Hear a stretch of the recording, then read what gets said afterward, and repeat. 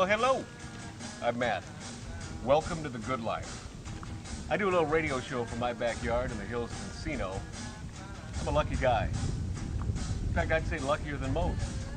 I have lots of friends that I like to call stars. Hey, in fact, there's one now. You probably know Ryan Stiles, Drew Carey Show. Whose line is it anyway? Black Hawk Down? I wasn't in Black Hawk Down, Matt. That wasn't me, okay? What are you doing here? The gate was actually open. I thought I'd take a little jacuzzi-roo. I got company coming over, okay? People that matter, okay? Get up, go. Bubbles feel so good, Look, Ryan. Matt, you know what? You gotta stop doing this, okay? I can't be coming home with the wife and kids and you're in my tub, okay? Just get out. I'm not wearing nothing.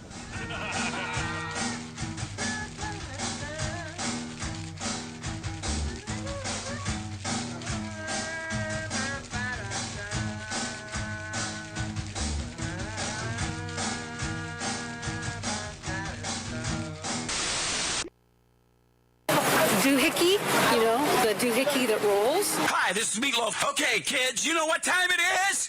You know what time it is? It's Outlaw Radio time! The most imitated radio station in the nation. I'm through with standing in line for some fun to begin, but I found a good thing leaving me with a grin. It's time for Outlaw Radio to begin. You have the great Billy Gibbons here? Yeah. It's very cool. He just passed out. Yeah. Hey, that didn't sound too bad. Huh? At the lightning bump lounge. Oh, man. We're here with Matt. Oh, yeah. At the lightning lounge. Oh, little Outlaw Radio. We're here with Matt. And he's not fat. We got all these guys and girls in the house. Let me tell you, that's where it's at. And that's, ladies and gentlemen, Matt Allen. Pass me a gallon.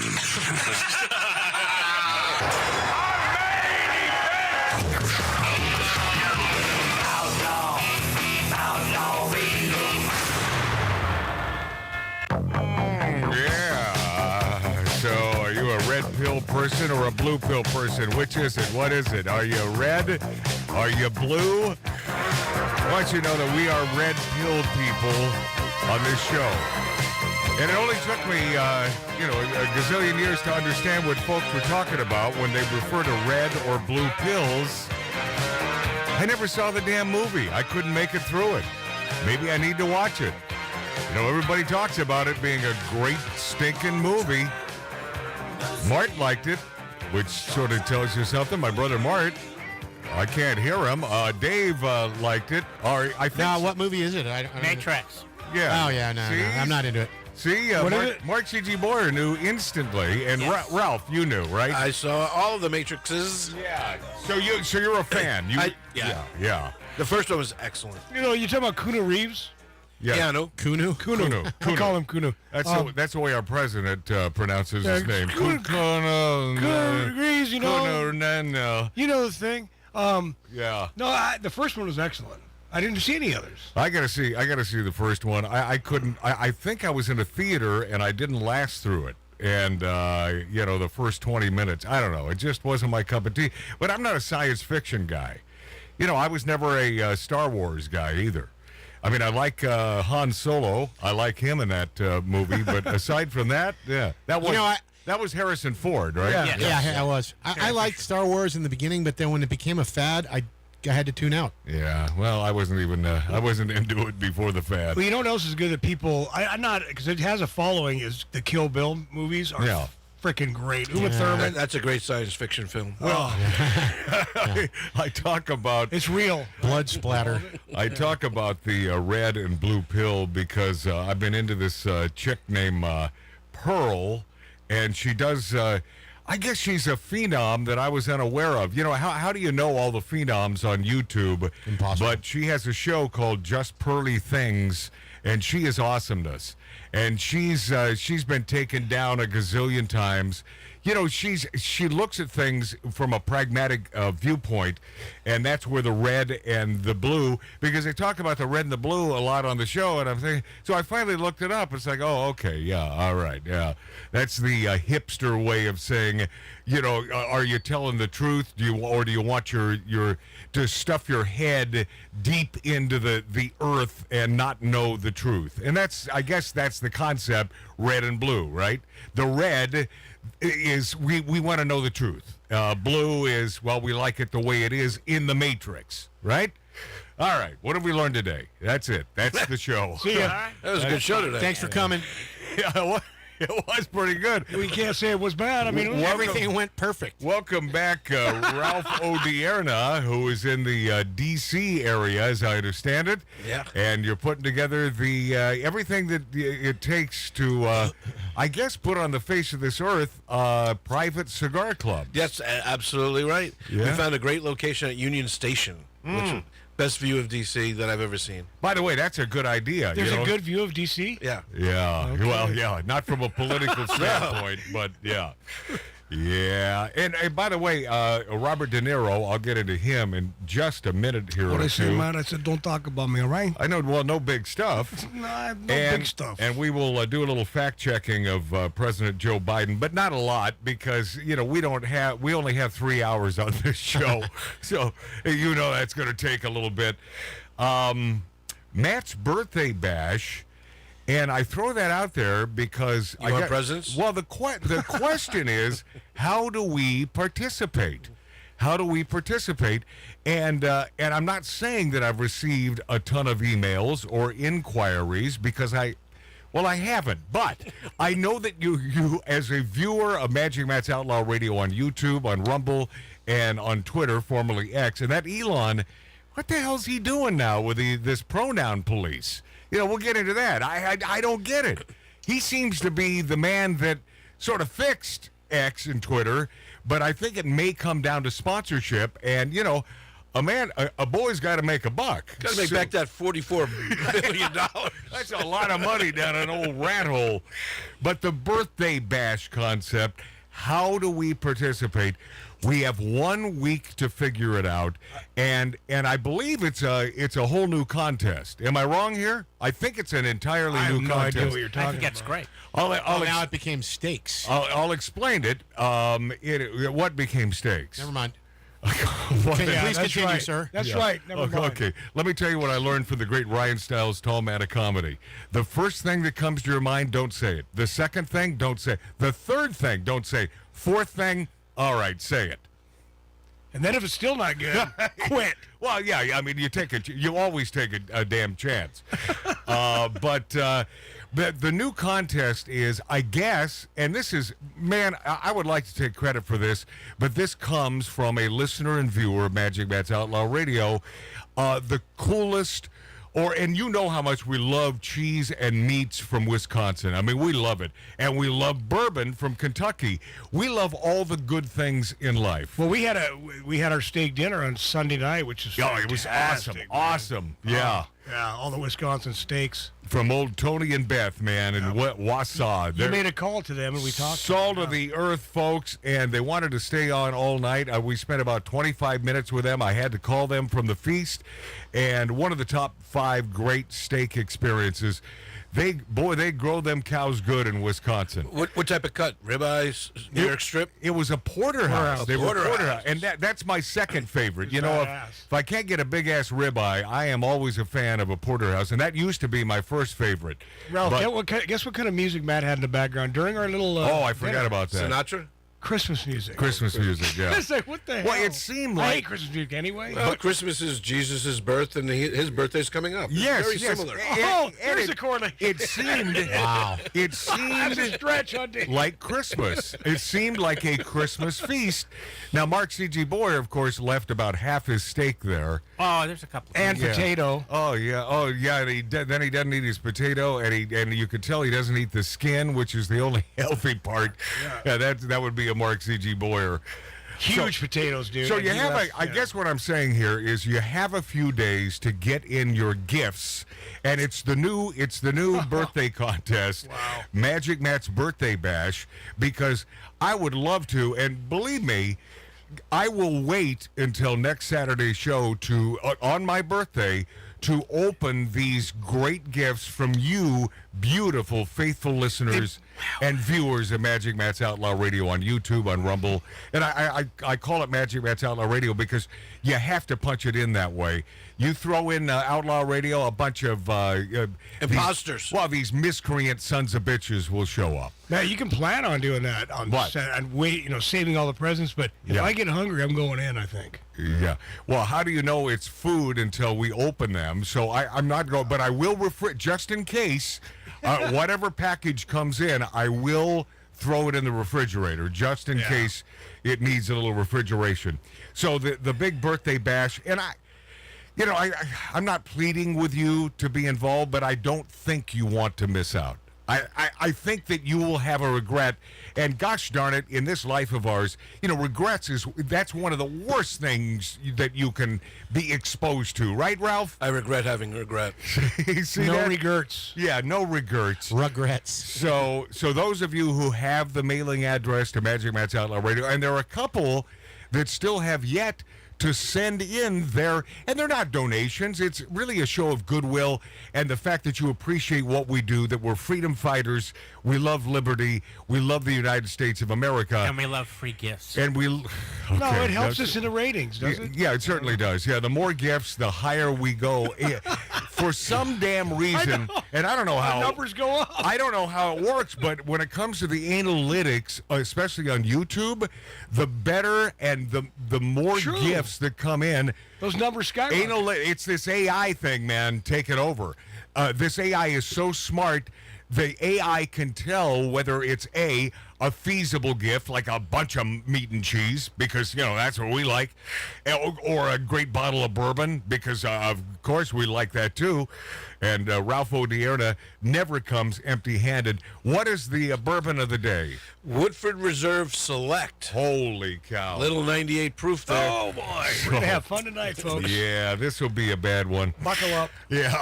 By the way, I see Mark always eating a lot of cheese puffs. Is that from Wisconsin cheese? No, The cheese puffs? I don't think so. Because it's not made... No, that's from Vernon, Washington. Ralph California. O'Dierna, because it's not made with real cheese, it's not from Wisconsin. No, if it's bad for your health, if it'll clog up your arteries, please always put a camera on Mark C.G. Boyer, because that's the man. So old Robert De Niro, before I get into the state of the state, and you've had almost a week to digest this, and so I'm not going to beat a dead horse. Now, who is that dead horse? Okay. Yeah. Nay. My meds are starting to wear off. And Yeah. Oh, God, was he pumped up. I don't give an ass what, the apologists have to say.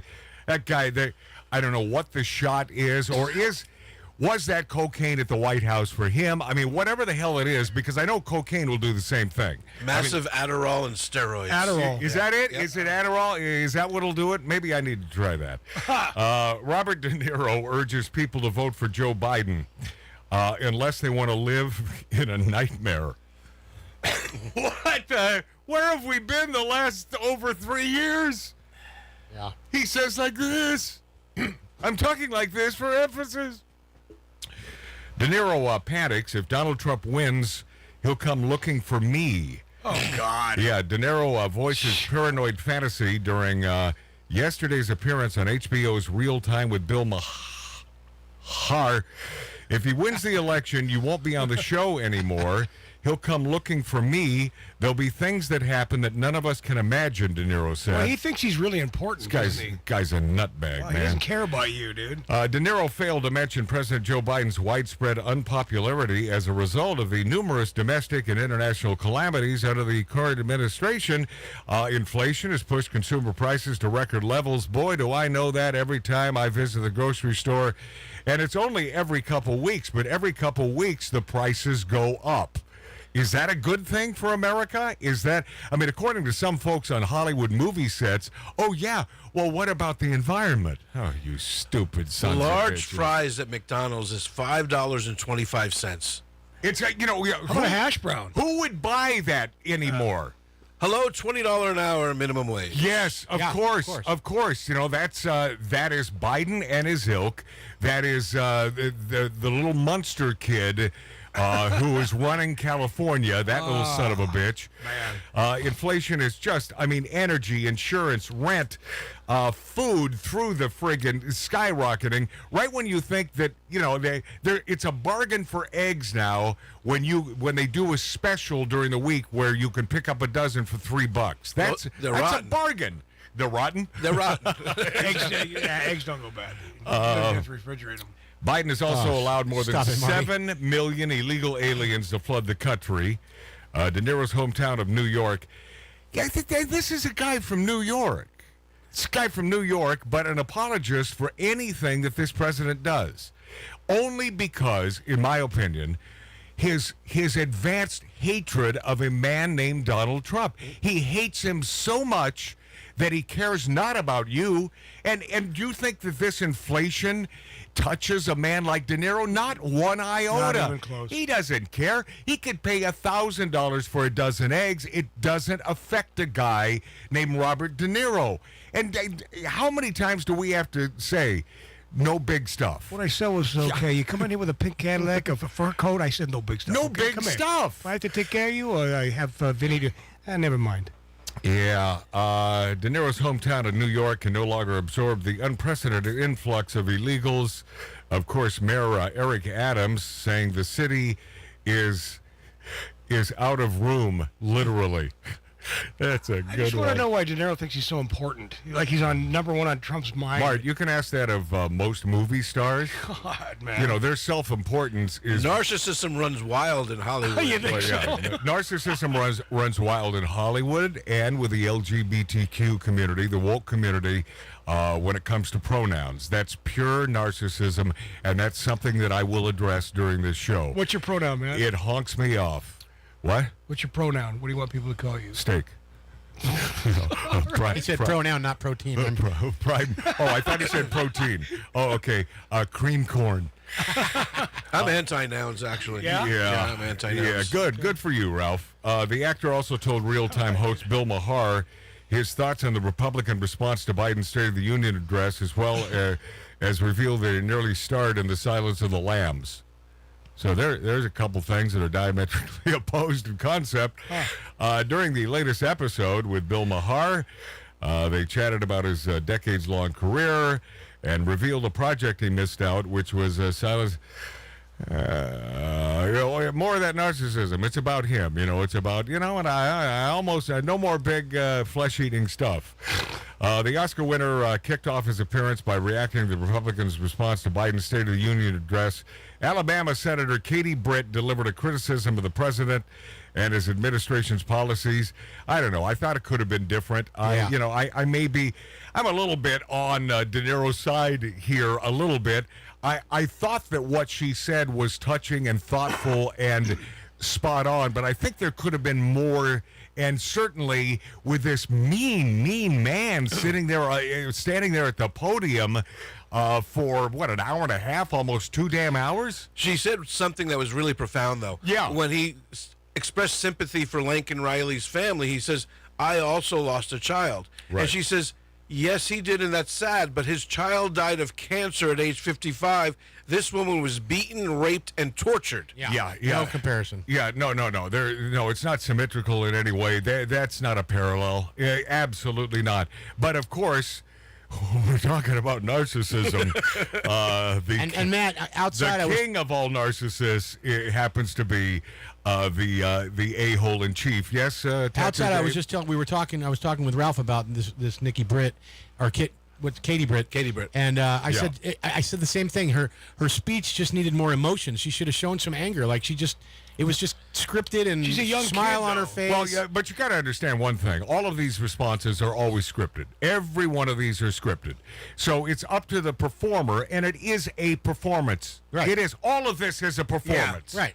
I mean, you're telling me that piece of crap Biden, that wasn't a performance? Of course it was. Right, but you know, Biden's border policy is disgraceful. Of She didn't course even it say is. it angrily. She just read it like it was, you know. Well, she did read it. Right. Yeah. That's Matt saying. Following the primary elections in several states, signaling another rematch of Biden and Donald Trump in November, Bahar also asked the killers of the Flower Moon star. I don't, unless you have a self-editor on yours, I just don't recommend it. And I do like Scorsese. I mean, great director, but wow. 3 hours and 25 minutes, and I didn't finish it. No, it's just a tough He's one, got a little man. crazy with his length of his stuff. De Niro had one question for his fellow Americans. We want to live in a world that we want to live in. First of all, he starts it with that. He's not the most articulate guy on the planet. He's a really good actor, but I think... Well, nobody wrote that for him. Yeah, right. He's sort of a dumb bolt.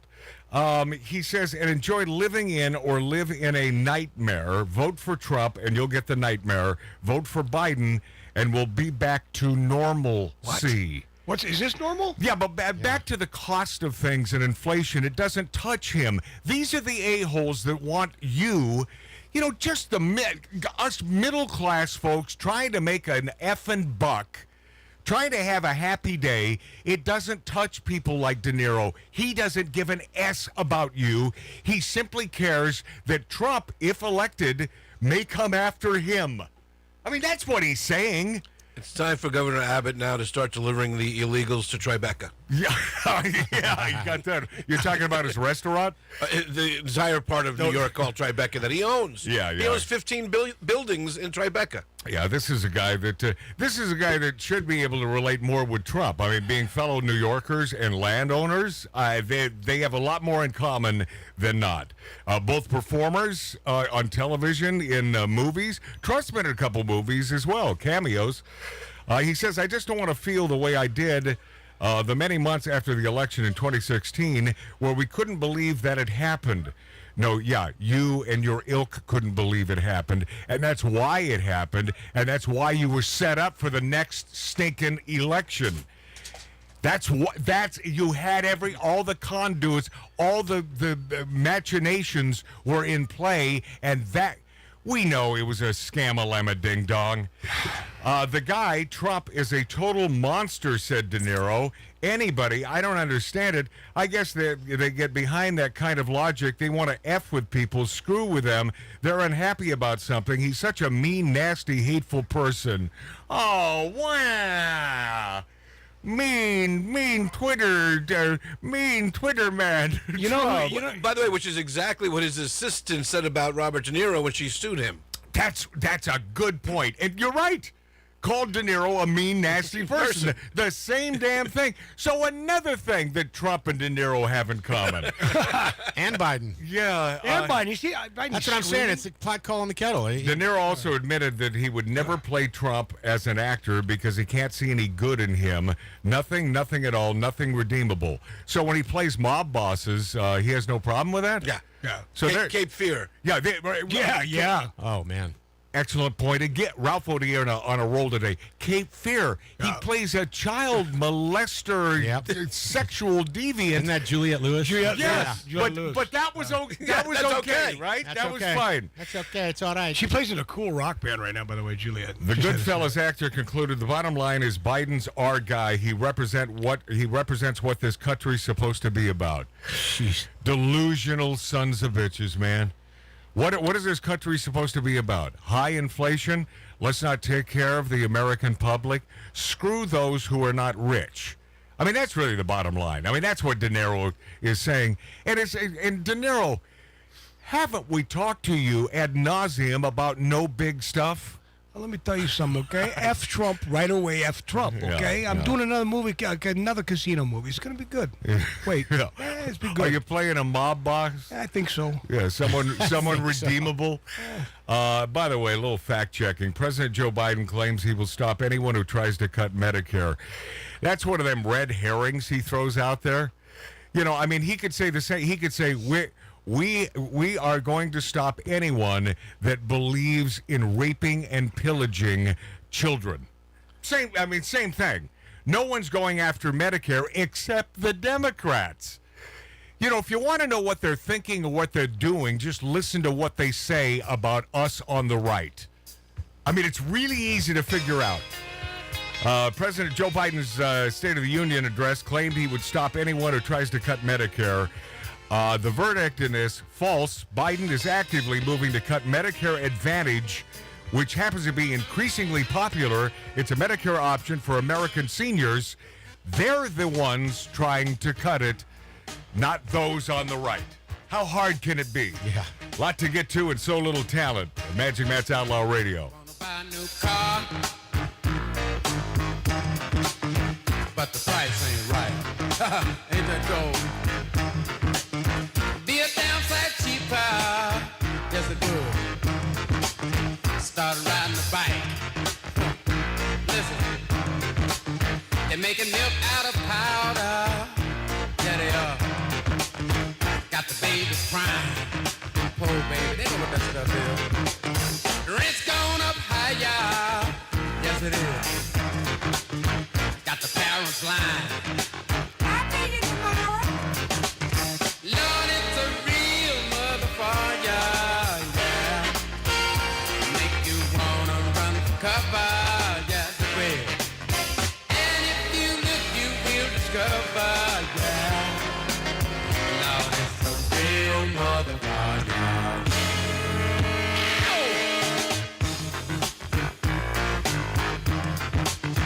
Good dog. Listen, got to go to a disco. Throw your troubles away. Dance to the music that the DJ plays. Well, all right. And then the lights come on. Yeah. Like you knew they would. Got cold.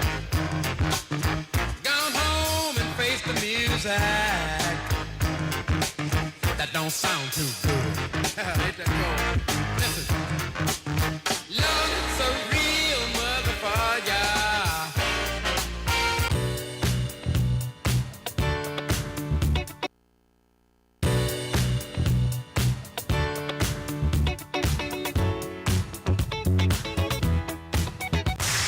Ladies and gentlemen, you're listening to Outlaw Radio. The staccato hoofbeats of a golden palomino, carrying a man who fights wherever justice needs a champion. Magic Matt Allen. I will tell you that it was bittersweet for me, this State of the Union address. Doggies, blondes with big breasts, all of a sudden. What the hell, man? Welcome back to the Big Dog of Broad Chasing, meant to say casting, Magic Matt's Outlaw Radio on YouTube, on Rumble, on Twitter, and the greatest radio stations in America. And a little piece of Canada as well. And I thank you for being there. Canada always. What was I saying before I lost the train of thought there? Anyone? Anyone listening to me? No. You were talking about the love of Canada, I think. No, I was Nobody not. was. Absolutely not. Oh, no. No, I was not. Nobody ever does. Oh, I know what it was. It was bittersweet, the State of the Union address, being that I'm watching the guy, and through most of it, I'm thinking this guy is kicking ass.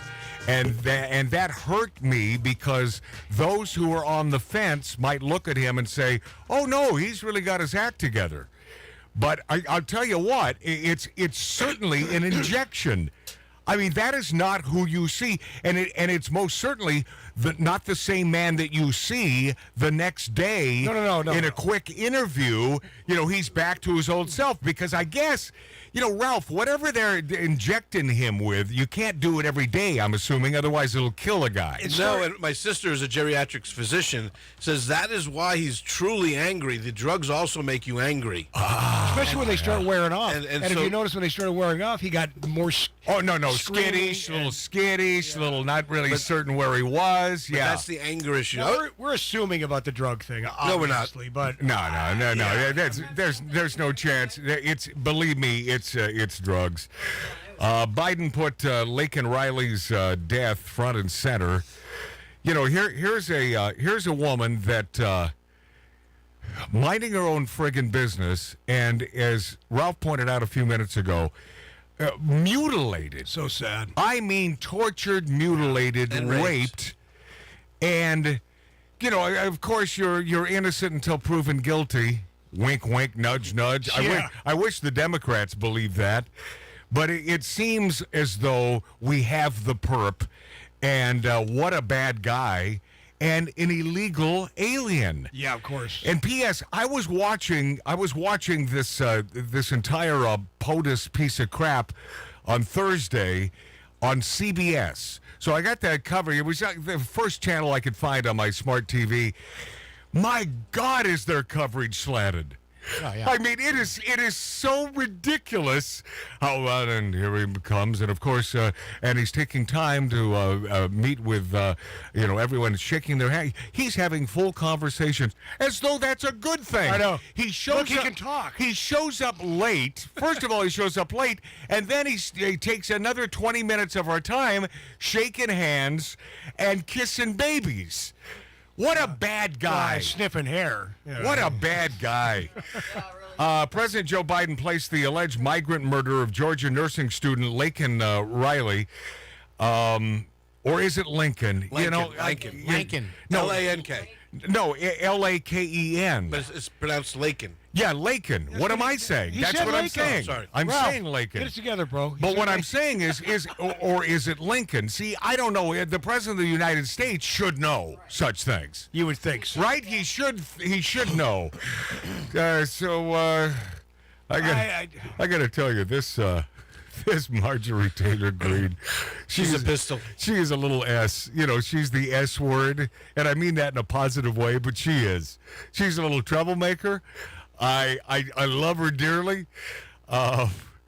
And it was, it came out of nowhere, sort of. I mean, obviously she had planned this. I wonder if she told any of her friends that, okay, now watch, here's what's going to happen.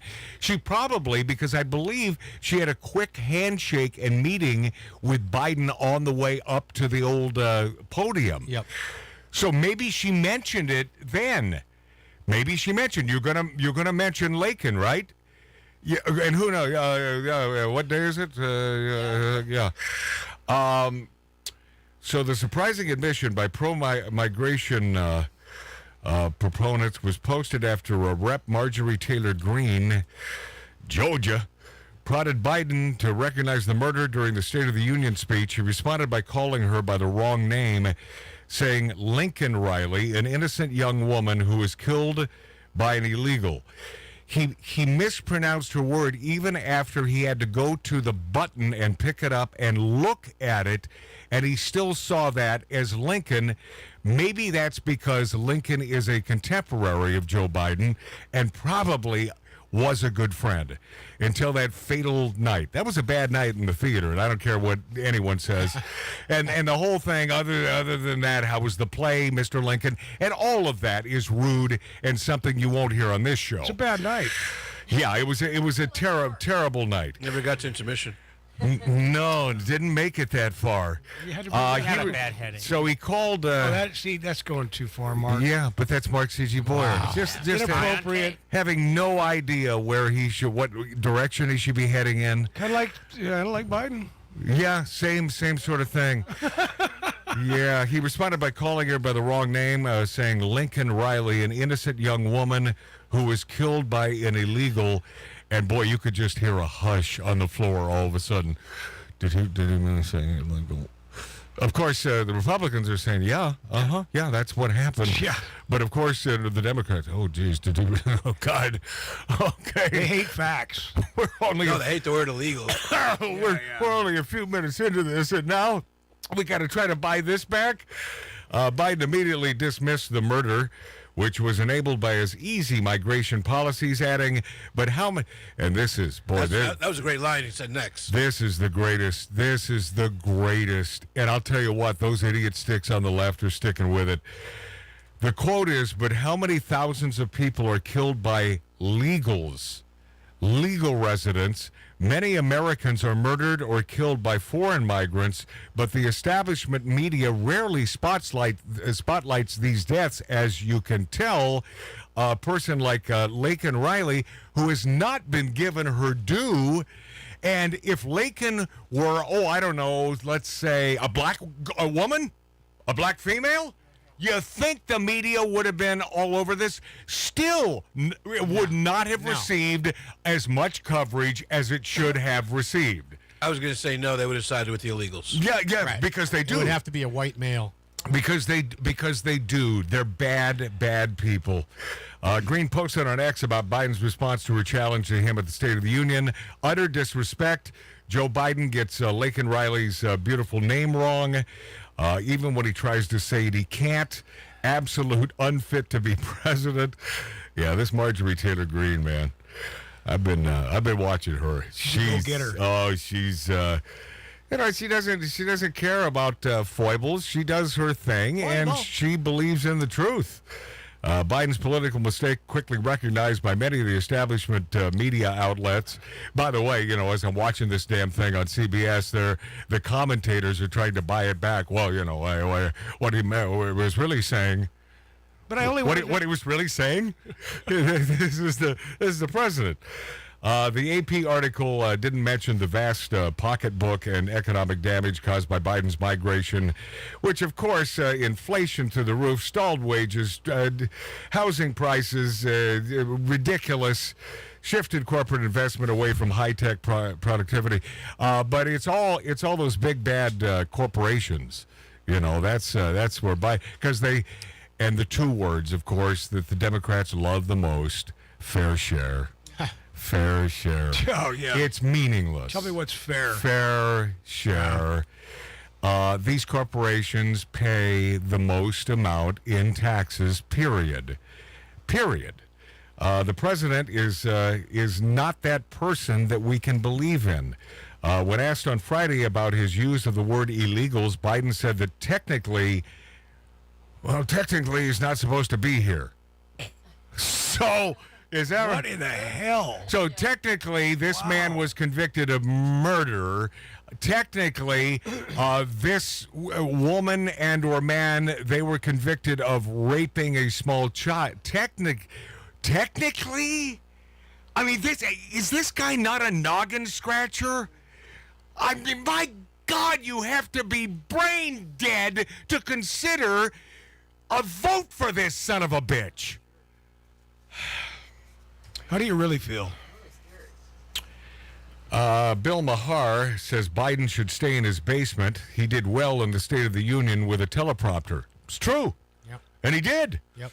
He looked authoritative. I mean, as much authority as a dictator can show the American public. And as nasty. They call out Trump constantly, nasty and mean. What was he? He was very loud and mean and screaming. Extremely mean. Yeah. The screamer in chief. Get off my lawn. Yeah. Bill Maher said that while he thinks President Joe Biden did well in the State of the Union, he should stay in the basement like he did in 2020 because, the obvious reasons. So where does Bill Maher stand? I mean, he hates Trump. He he hates Donald Trump. He's Uncle Dick.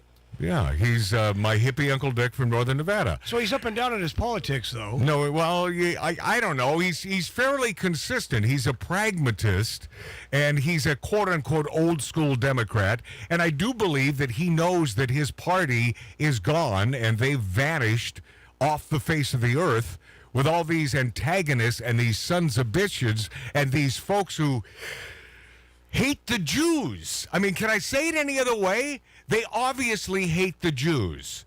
They are all in for Hamas. They think that what happened on that fateful day, it must have been the Jews' fault.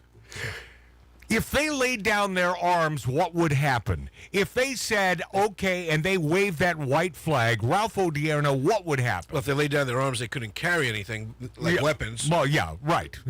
right. But the truth is, if they released the hostages and they gave up all their weapons, there'd be peace in the Middle East. Yes. Very simple. Period. Now, what happens if Israel lays down their arms. We see a lot of dead Jews. Yes, and that's the way it works. Because those people, the Palestinians are not nice people.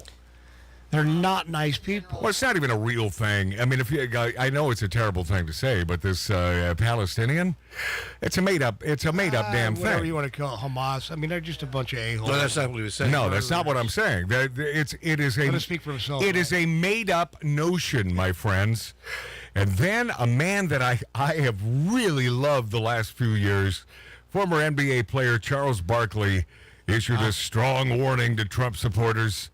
He was on the Gayle King show. Yeah. Is that on a network or is that social media? I don't know where the hell that appears. But I will tell you one thing, a close-up of her, she's a pretty foxy woman. She's not a bad-looking Is that chick. Oprah's girlfriend? Yeah, she's not a bad-looking chick. Charles Barkley, man, he's another troublemaker. He loves it. Well, no, this is not. But I don't think he was doing this for attention or to cause trouble. I thought that he was pretty much in the middle when it came to Donald Trump. I thought he sort of thought that Trump did a good job.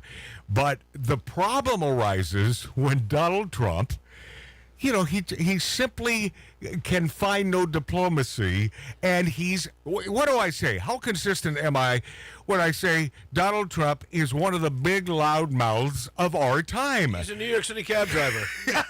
And he simply can't shut the F up when maybe he should, when I think it would help him with the undecideds. And so because he sort of went off again, and I'll play it when we come back from break here in a second, I'll play the little Gayle King ditty with Charles Barkley, and a guy that I still don't hate, but I think he's a Nimrod. Yeah, go ahead. Are you looking that up now on Google? Nimrod means. I think he's sort of an idiot with his statement, but I can sort of see Charles Barkley's reasoning behind his statement. Now, do I agree with it? No. But I sort of understand, and we will dive into this next on Magic Matt's Outlaw Radio on YouTube, on Rumble, on Twitter, and the finest radio stations in America. I do appreciate you being there. Hey, subscribe to us on YouTube. Stuff it right up their anuses because YouTube hates us. Let's get those analytics going. Make a comment. That counts as well. We'll be this after back on Magic Matt's Outlaw Radio.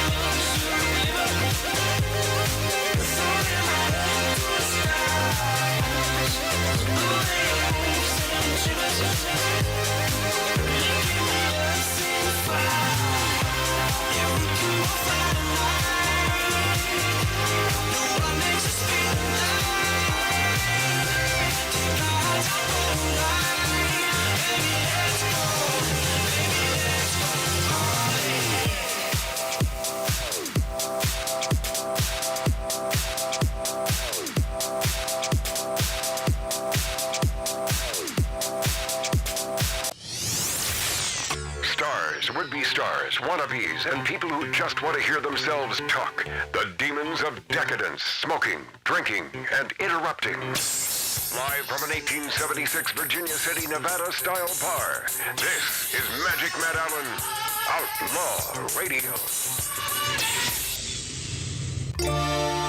Yeah, I don't know. I find it hard to believe, but punishment for misgendering returns to Elon Musk's ex.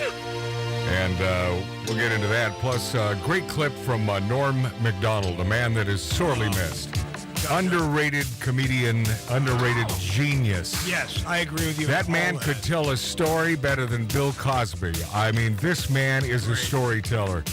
God bless him. I'll play that clip coming up in just a few minutes, and you will love it. Plus, Judge gives E. Jean Carroll the opportunity to object to Trump's $91 million bond during appeal. Why? Well, what have we talked about this judge? Big lefty son of a bitch who hates Donald Trump. The injustices in this world these days, certainly in the United States of America, that are these foreboding leftist judges are screwing America. And that's simply the bottom line. And no, there is no gray area. We're not going to debate this. Former NBA player Charles Barkley issued a strong warning to Trump supporters. This is that man with Gayle King, Oprah's gal pal, on the Gayle King show, whatever the hell that thing is. I don't know, man. But I find Gayle a little fetching. I see what Oprah sees in her. You know, she's the good-looking one in that pair. Yeah, it's never been proven that Oprah prefers... well, I think she... What, you think after 4 or 5 tequilas, Oprah might, Not even that. I think indulge? She didn't like the gay Stedman, so... that was a beard of hers. All right, here we go. This is Charles Barkley with Gayle King. I got indicted a second time and a third time. Oh, wait, start it over. Hold on, we'll start over. I forgot. So this is what led to this from Charles Barkley, and I sort of get it because Trump's even though he's being honest. And why are the blacks wearing my shirt? So he's being honest, and of course he gets thrown under the bus by Charles for saying such things. Here we go. I got indicted a second time and a third time and a fourth time. God, he's obnoxious. And a lot of people said that that's why the black people like me, because they have been hurt so badly and discriminated against. And they actually viewed me as I'm being discriminated against. The mugshot, we've all seen the mugshot. Oh, yeah. And you know who embraced it more than anybody else? The black population. It's incredible. You see black people walking around with my mugshot. They do shirts. True. Now listen. When you heard that, what did you think? Big sigh. First of all, I'm just going to say this. If I see a black person walking around with Trump mugshot, I'm going to punch him in the face. Charles. I don't, Gail. Charles. Gail. You really can't say that because you don't mean that. Pause. Oh, I mean that. Pause. I love the apologists for grown-ups. Yeah. These are grown people making a statement. You really don't. I'm going to try to help you here. Really where are they when a Republican needs help? Well, they're nowhere to be found because they're too busy throwing the right under the bus. But you really don't mean that. And then he doubles down, Charles Barkley. Seriously, I'm going to just tell you something. And then you will be arrested for assault. And then what? I'm going to bail myself out and go celebrate. Go celebrate. If I Don't encourage him. Don't encourage him. Okay, but go ahead. Seriously. Continue. First of all, if I was at that conference, I'd have got up and walked out. That was an insult to all black people. Because he basically just saying, and first of all, to compare black history where we've been discriminated against to... Who has the most mugshots? Right. Let's be honest here. No, I'm just asking the question. I'm not making a statement. Who What, Ralph? complains the most about being targeted by the police and prosecutors? Is it our Asian community? No. Okay, Latino? continue. His plight. Yes. Well, first of all, he's a billionaire. And they're prosecuting him for stuff he did wrong. Pause. They're prosecuting him for...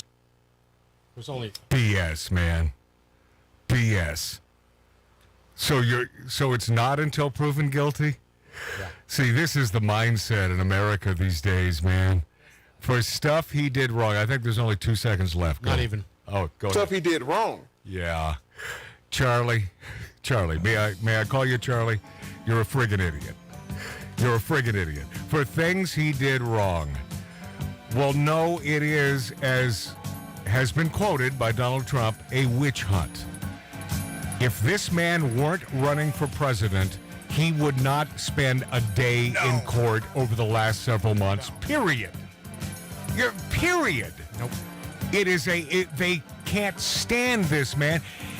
And so many Republicans can't stand this man. And therein lies the problem. Why couldn't we have had an easy way in this time? You know, that dude from Florida let us down, man. Yeah. You know, that would have been easy. We'll be this after bed. Out on the street, I was talking to a man. He said there's so much, but there's nothing mine that I don't understand. You shouldn't worry, I said that ain't no crime. 'Cause if you get it wrong, you'll get it right next time.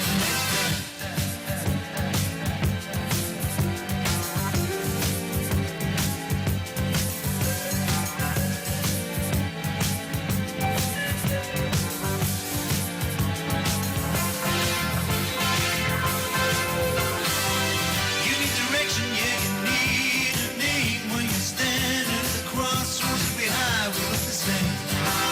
After a while, you get to recognize the signs. So if you get it wrong, you'll get it right next time. Next time.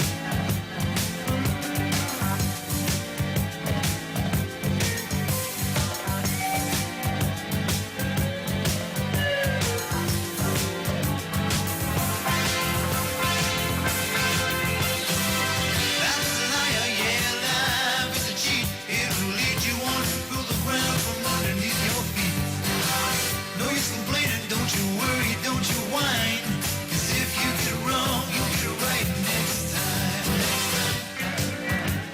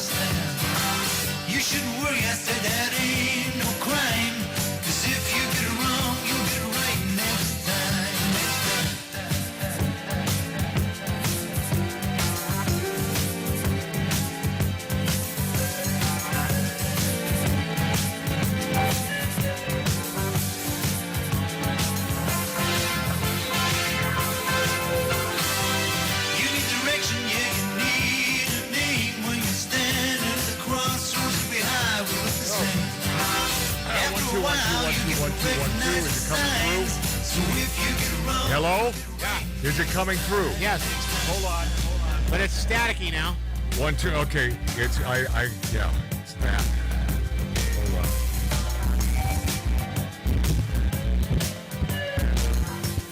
on. One, two, 1, 2, 1, 2. Yeah, you're good. No, I know that. But 1, 2. Am I turned up all the way? Yes. 1, 2, 1, 2, 1, 2, 1, 2. 1, 2, 1, 2. Okay, 1, 2.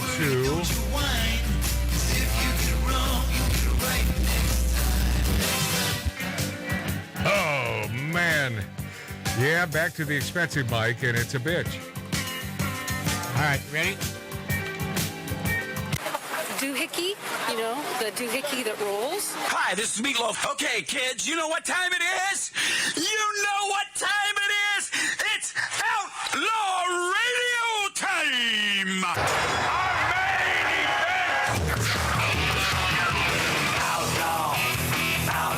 Radio. Hi, this is Sean Young on Outlaw Radio. Hey, this is Shelley Berman on Outlaw Radio. Listen, come on, listen to me or listen to Matt.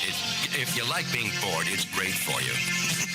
It's Robert Hayes. I'm here on Outlaw Radio with Magic Matt, a.k.a. The Weasel.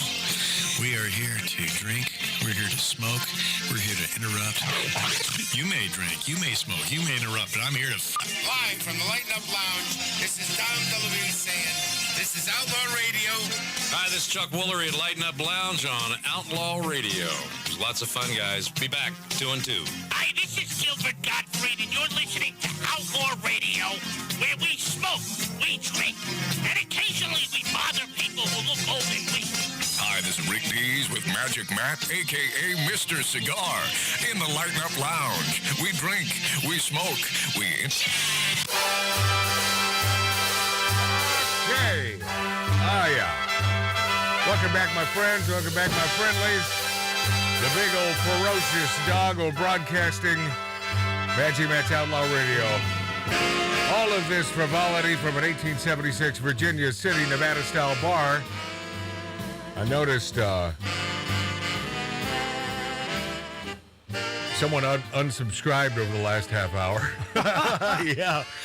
That's the opposite of what we're looking for, but it might have been Charles Barkley. Yeah, it could have been. Was that you, Charlie? Charlie, are you?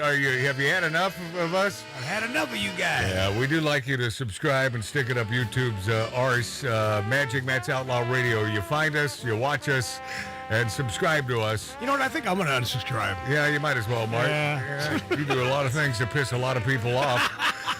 Yeah, I wonder, Tattoo Dave, our producer, are you subscribed? I am. Okay. I'm subscribed to everything. Yeah. Oh, yeah, good.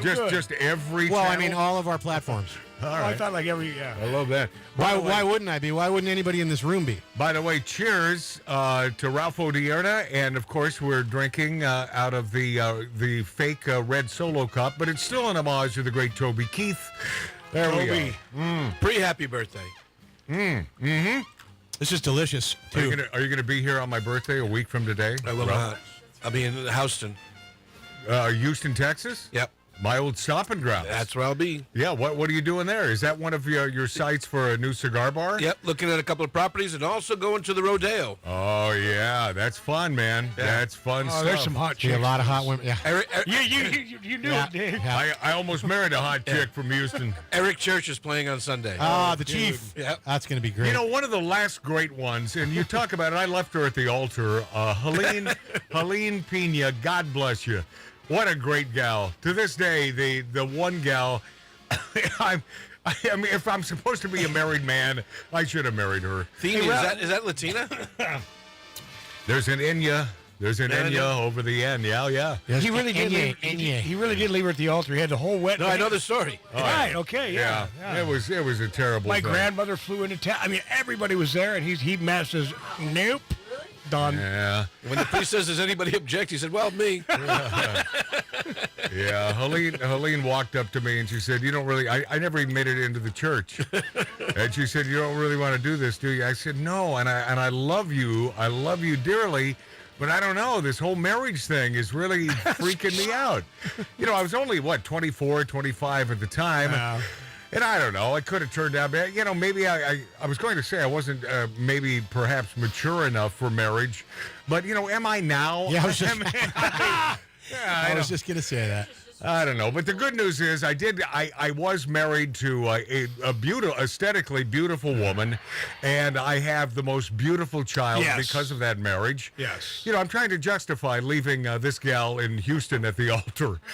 It happened. There's nothing I can do about it except to say that I love her dearly. I love Helene because to this day, and by the way, you think she's a woke tard? No.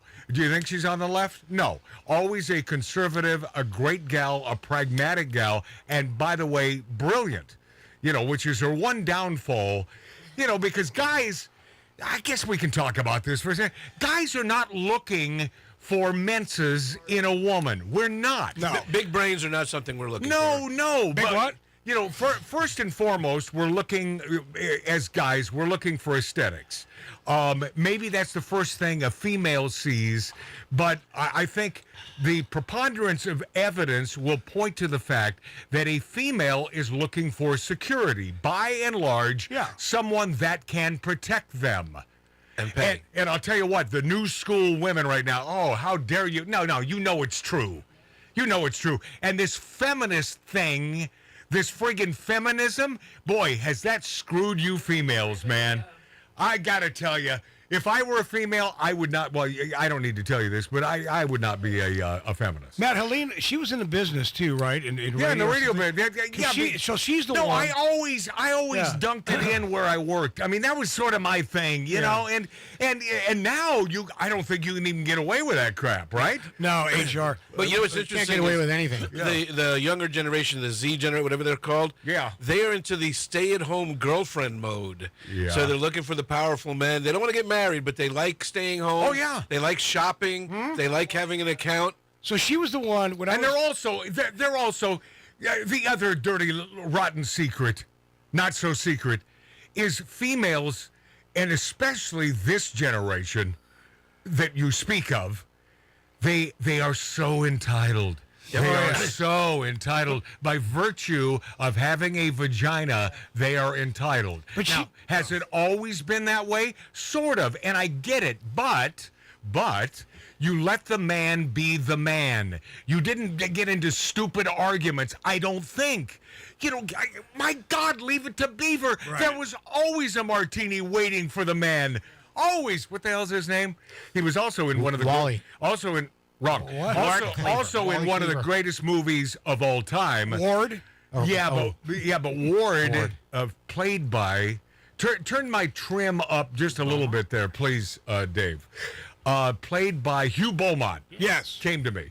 Who was in one of the great movies of all time. Ready?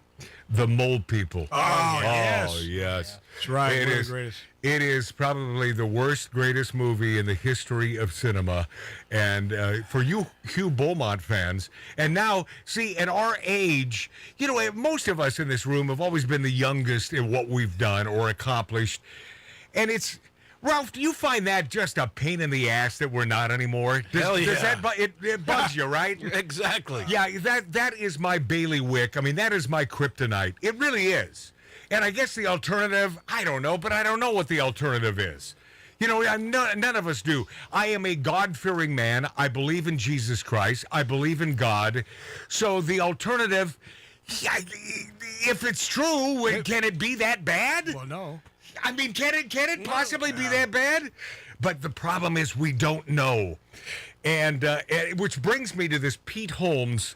Now, I'm not certain. Does that name ring a bell? Because I don't know if he's a household name or... So I don't know what this guy does. Is he a comedian? But he's someone on a TikTok or some of these social media outlets. And I truly enjoyed this. Pastors reacting to Pete Holmes' atheist joke. And this is good stuff, and I can't believe I was so succinct in leading into this. I didn't even mean to do that, but somehow, thank you. See, looking out for me today. Let's do this Pete Holmes, and he sort of goes on a bit of a diatribe, but it's short. Go ahead. People think God created the universe. Some people think nothing created the universe, which is the funniest guess. And the nothing people make fun of the God people. They say God doesn't exist. I'm like, okay, maybe. But you know what definitely doesn't exist? Nothing. Nothing. That's the defining characteristic of nothing, is that it doesn't exist. So what are we talking about? Either you think it's God, something you can't see, touch, taste, photograph, and science can't prove, or you think it's nothing, something you can't see, touch, taste, photograph, and science can't prove. But I think we can all agree, if your nothing sometimes spontaneously erupts into everything, that's a pretty magical nothing, you guys. And ask the nothing people, what happens when you die? They'll tell you, nothing. You go into nothing. I'm like, you mean you merge back with your creator? How beautiful is that? Yeah, man. And showed a couple pastors sort of laughing about this, on the little snippet there. And it's true. And being a pragmatist my own self, and I believe in that man in the sky, and yes, a man, not a female, but a man. And I believe wholeheartedly in this person. If you consider that infinity has to exist, because it must, there is no alternative. It goes on forever. There is no, what's behind the wall? Well, more of nothing, right? No, he's very profound. If you can believe that, and you have to believe that, then how can you not believe in a creator? I do feel bad for the atheists, because why? If given the choice, why? Lynette's over there off mic, lovely Lynette with the biggest hooters on the planet. And you agree. I mean, she's saying, yeah, what the hell? I thought she agreed on the hooters. Well, yeah, but that as well. How do you tow those around, man? Yeah, we noticed the other night that, man, they got to weigh 100 pounds each. No, you got to have back problems. Yeah, no, I do. I don't know why he doesn't turn up your mic. Maybe he just doesn't. Tattoo Dave doesn't like you. She doesn't have a mic. I've never met Tattoo Dave. Hi, Tattoo Dave. Hi, nice to meet you. Oh, really? So what am I? Pardon me. I'm trying to conduct a show here. I mean, I know that part of our moniker is we smoke, we drink, we interrupt. But what am I looking at there? Oh, yeah, I didn't see it. My bad. Oh, okay. It's up now. Yeah. Oh, okay. Not really. Wow. Where did that go? And now, for the first time, she stays quiet because she's on mic. See how that works? Women. Yeah. Oh yeah. Females. I've never understood them. It's always tough, man. You do believe that females feel entitled, right? Oh, absolutely. You do, yeah. Yeah, I hate it, but Yeah. it's just true. Yeah. Well, but you sort of felt entitled. I mean, you would gussy yourself up, Yeah, right? I mean, there was a point in time. To not attract a anymore. man. Yeah. Right? Not anymore. I don't have a man, and I don't do makeup, and Yeah, I yeah. find out there's more important things in life. So what do you do with them big? Nah, I'm not going to ask. That's a rhetorical question. And by the way, I'm not 17 years old, although I act like it on occasion. She's one of the nicest Armenians. No, Armenians are all nice, and she happens to be. Well, let me tell you something. They're not all nice. Marty, you're crazy. Let me tell you something about our Armenian brother. Well, not all people are nice. Yeah. This has nothing to do with Armenian. I've had a good experience or with whatever ethnicity you happen to be, or race or religion. Not all people are nice. I've had some great experiences with our Armenian brethren, and the one thing we certainly have in common is, well, we like tabbouleh. But the other thing is, well, I think we're fans of hummus. But the other thing, more important than that, is that by and large, they vote on the right. By and large, they're conservatives, so they're smart, and they love America. Oh, they believe in capitalism big time, too. So I don't have a real problem with that. Yeah. Do you, Ralph? You've run into... No, there's an Armenian restaurant in Burbank called Selfies and Fusion, and they allow us once a month, 15 guys from Grand Havana Room go there for dinner.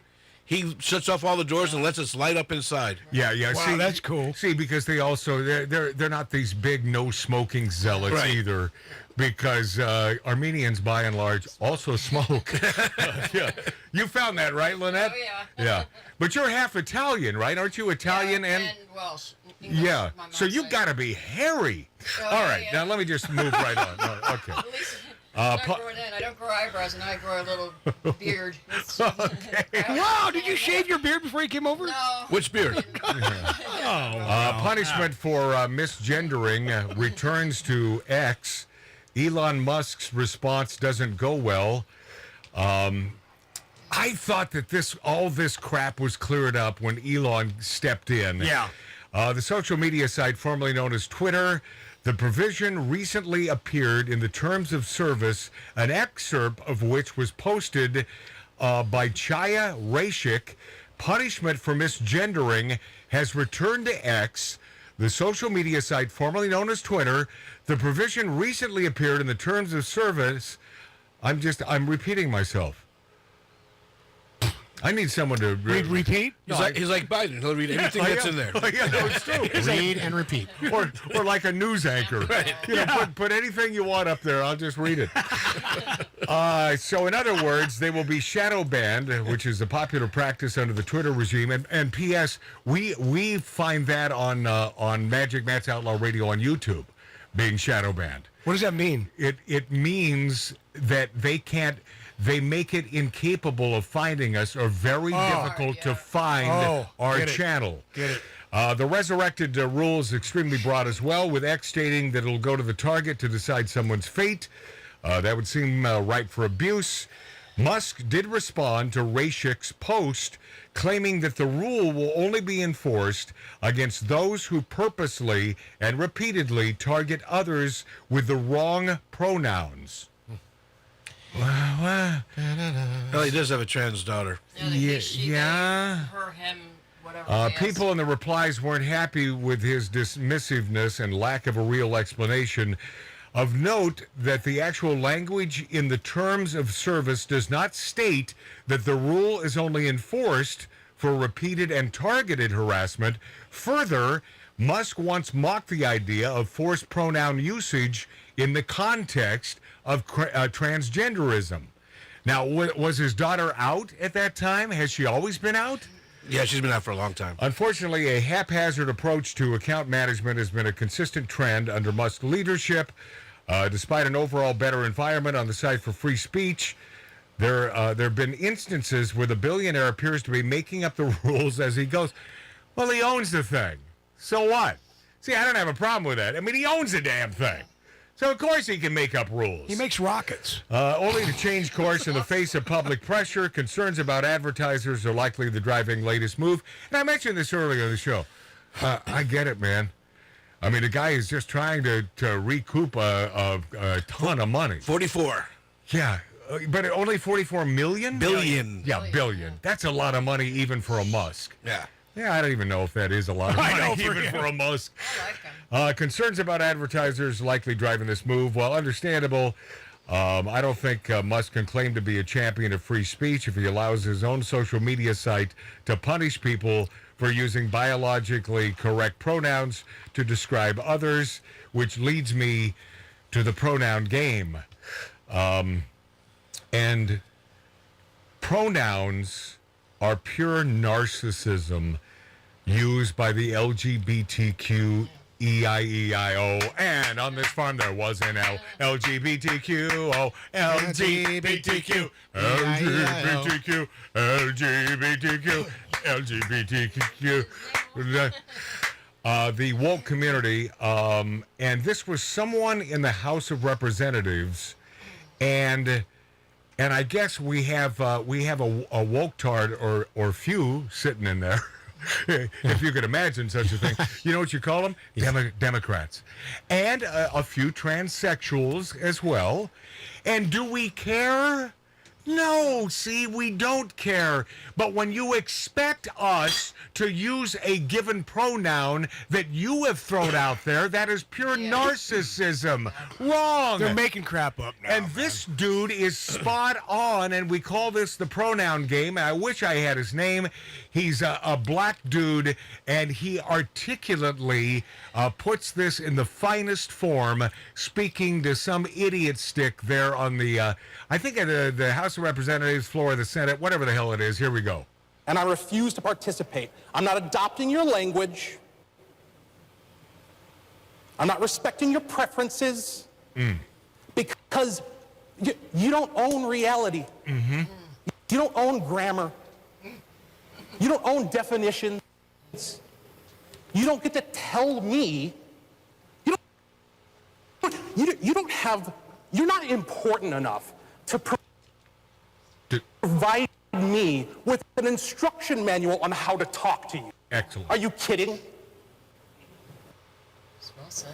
Excellent. How important do you have to think you are to list at the bottom of your emails? And yeah, I see you laughing about it. Yeah, it's hilarious, isn't it? But what are the consequences for not abiding by it? What would happen in this chamber if I were to address Representative Finke? Need I continue? What would the consequences be? Point of order, Madam Speaker. Exactly. Yes. Exactly.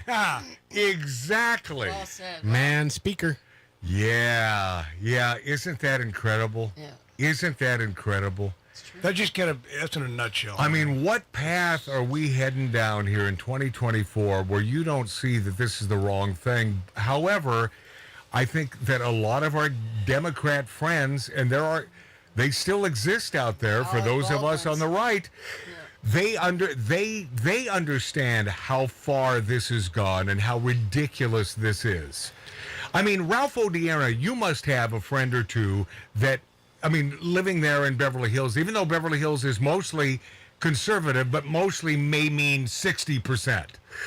You run into these folks all the time. Do you have this conversation? Do they think that this woke has gone way beyond the pale? Even the ones on the left do. Yeah. And it was funny. One of the guys on the left said, he says, you know what's funny? Those woke people won't use Trump's pronoun president. Mm-hmm. Mm-hmm. They won't say President Trump. Well, how about Biden in his speech, my predecessor. And he said it 13 times and never said his name. Mark, you had something? Yes, this week, J.K. Rowling had a criminal complaint filed First of all, hold on. Did you call her Rowley? Rowling. Okay. She had a criminal complaint filed against her. Mark, I just want to make sure. Why is he talking when I'm talking? Because he finally woke up. Did he? Yes. Okay. So those of you watching us on YouTube, on Rumble, on X, you probably spotted Mark over there sleeping. Yes. With his head against the microphone. Yeah. And P.S. That ain't shtick. No. How could you do? No, you can't. Make that unfortunately, that's it. So they're going after J.K. But do you have no sense of timing whatsoever, Mark? No. Hey, Dave, you know what? Just shut his mic. Did you hear? But J.K. Rowling. Beautiful woman, a sensible woman. And there is no room for sense when it comes to being a woke tard. And so she's getting nailed this time for what, Mark? She was in a conversation with a blogger and misgendered him, her. And so the blogger filed a criminal complaint with the local police department that she said that the misgendering was a crime. Oh! Which it is in England. But the police department said, no, thank you. What do you mean by that, Ralph? It is in England? Yeah, it's actually on the books. It is. It is on the books. Oh, yeah. That's how far this has gone. And London is one of the rare places I think I would have a good time. Because of all the pubs and all, and I think it's a lot of fun. Well, they have a good time all the time. All the time. and I think one of the reasons is I've heard it described as similar to New York City, and I've always loved New York City, except now. And when is the last time you've been back there, Ralph? A year ago, December. And was it the New York you remember? No. Yeah, it's terrible. And you can blame, well, let's see, who do you blame? The woke left sons of bitches, Democrats.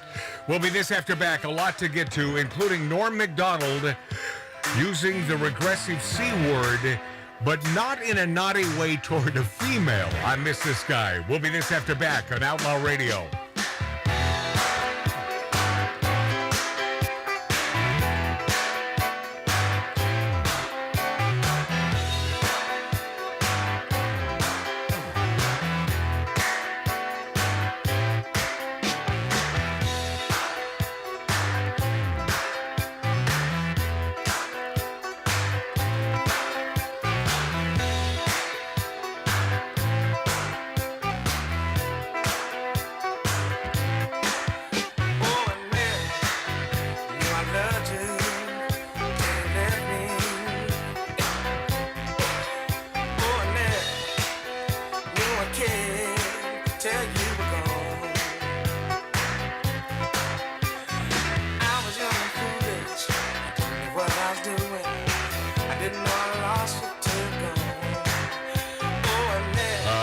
that's okay. Maybe, I don't know.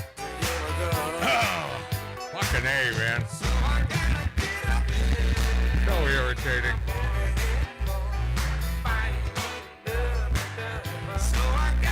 Yeah, it's this effing connection on the expensive Neumann mic. If I could just find a sweet spot here. 1, 2, 1, 2, 1, 2. There you go. Yeah, it still sucks. It still. How does the level look on the board there when I'm talking? It's coming all the way up. You mean on the right-hand side? Yeah. Yeah, okay. It's going into the dark orange. I don't know. See, the reason why I know there's a problem is everyone else sounds good in my headphones. Okay. Always catches the worm. Now I gotta get up every morning. Gotta make up for the lesson I learned.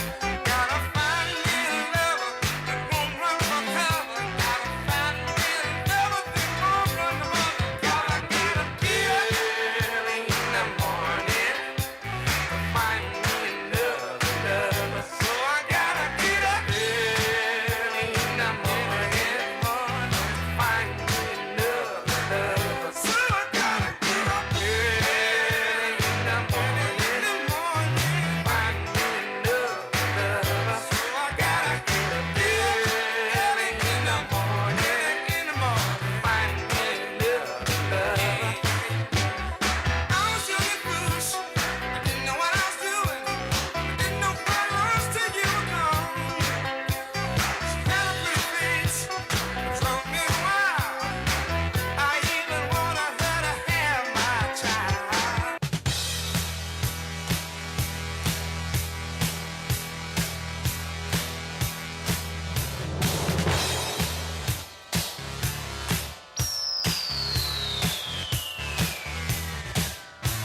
You were the girl that changed my world. You were the girl for me. You lit the fuse, I stand confused. You were the first for me, but you turned me up. You dropped the bomb on me, baby. You dropped the bomb on me, but you turned me on. You dropped the bomb on me, baby. You dropped the bomb on me. You were my thrills, you were my pills. You dropped the bomb on me. You turned me out, you turned me on. You turned me loose, then you turned me wrong. You dropped the bomb on me, baby. You dropped the bomb on me. But you turned me out, you dropped the bomb on me, baby. You dropped the bomb on me.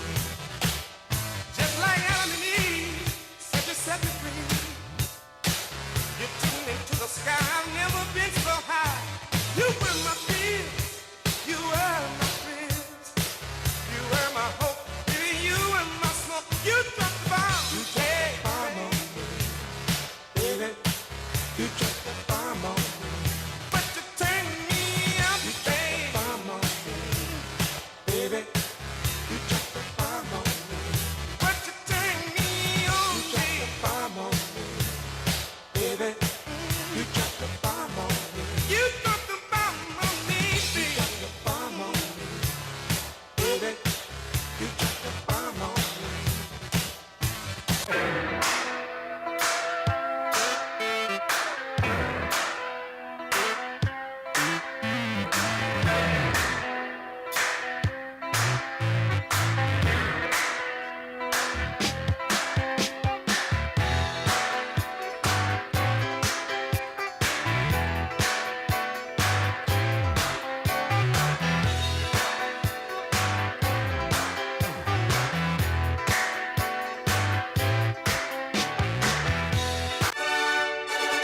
We stand for fun.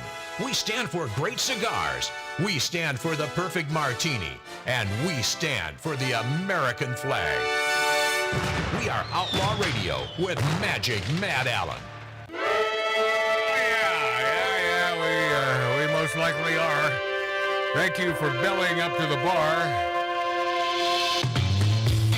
An 1876 Virginia City, Nevada-style bar in the hills of the San Fernando Valley, spitting distance from Woke Hollywood. Hi, everybody. I'm Magic Matt. Our show is Magic Matt's Outlaw Radio on YouTube, on Rumble, on X, and the finest radio stations in America. And a few minutes ago, I changed out my inferior mic for this Neumann, and I'm going to go back to the inferior mic as soon as we're through with this. You do that a lot. Because this thing is driving me friggin' nuts. Yeah, the other one was better, way better. No, and that's the thing. So I have, no, it's like $19 mic. You know, and if you compare this is a couple $1,000 now. Yeah, but remember we had this talk. The technology is just so much different now. It's like, that thing's... Well, look, man, Mike's, come on. He still uses a typewriter. Yeah. Matt, I go back. I am a Luddite. Even musical instruments like amplifier, I go back to the tube amps, the old vintage stuff works so much better. They sound so more sweet. P.S. I wish I had a tube ribbon mic. That is my preference. Yeah. I love that. I used one of those at KJR in Seattle. Never sounded better. There's a certain warmth. It is, in tubes. Yeah. Folks, he has a birthday coming up. Yeah, I do. So, you want to be in the contest, so send your presents before the end of the week. Send the tube, Mike. Will there be a winner for the best present? Oh, hell yeah. Okay. Oh, hell yeah. And let's not even get into, I will not divulge what the prize is. Oh, the president himself.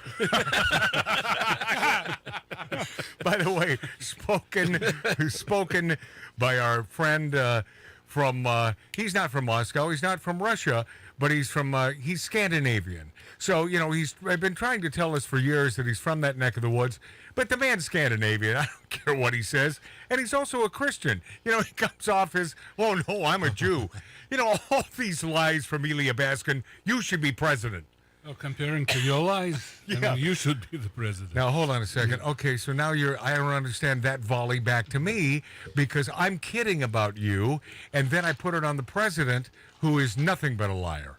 As I'm certain you'll go on record as... I can't think straight without a drink, so, that's... No, I knew that. I knew that someone would have to ask... Would you like bourbon? No, he's not a bourbon guy. Oh, I can have bourbon. Yeah, it's okay. Oh, there's ice right there. By the way, this is a really good bourbon. I would like a really good bourbon. Okay. Well, this is one of them. Elya Baskin, from any great movie Black Hawk Down. You've seen. Black Hawk Down is the only one that he wasn't in. Yeah, it's the only one. But he did star with Ryan Stiles in Moscow on the Hudson, and the great Robin Williams in Moscow on the Hudson, and your performance in that movie. Cheers, Schlancha. Zdorowie. Yeah, it's Novia. Elya, it's so nice to see you, man. I missed you a lot. I know. Yeah, I know. So, you didn't miss me. Yeah, I love this guy. I think he never even thought about you, Marty. It's my favorite line for Benny Hill's line. It was very nice to meet you. I know. Yeah. I know. No, I love this Elya Baskin. He was in the comedy with that guy that plays the Brit, the spy who ate me. No, what was that movie? Two of them.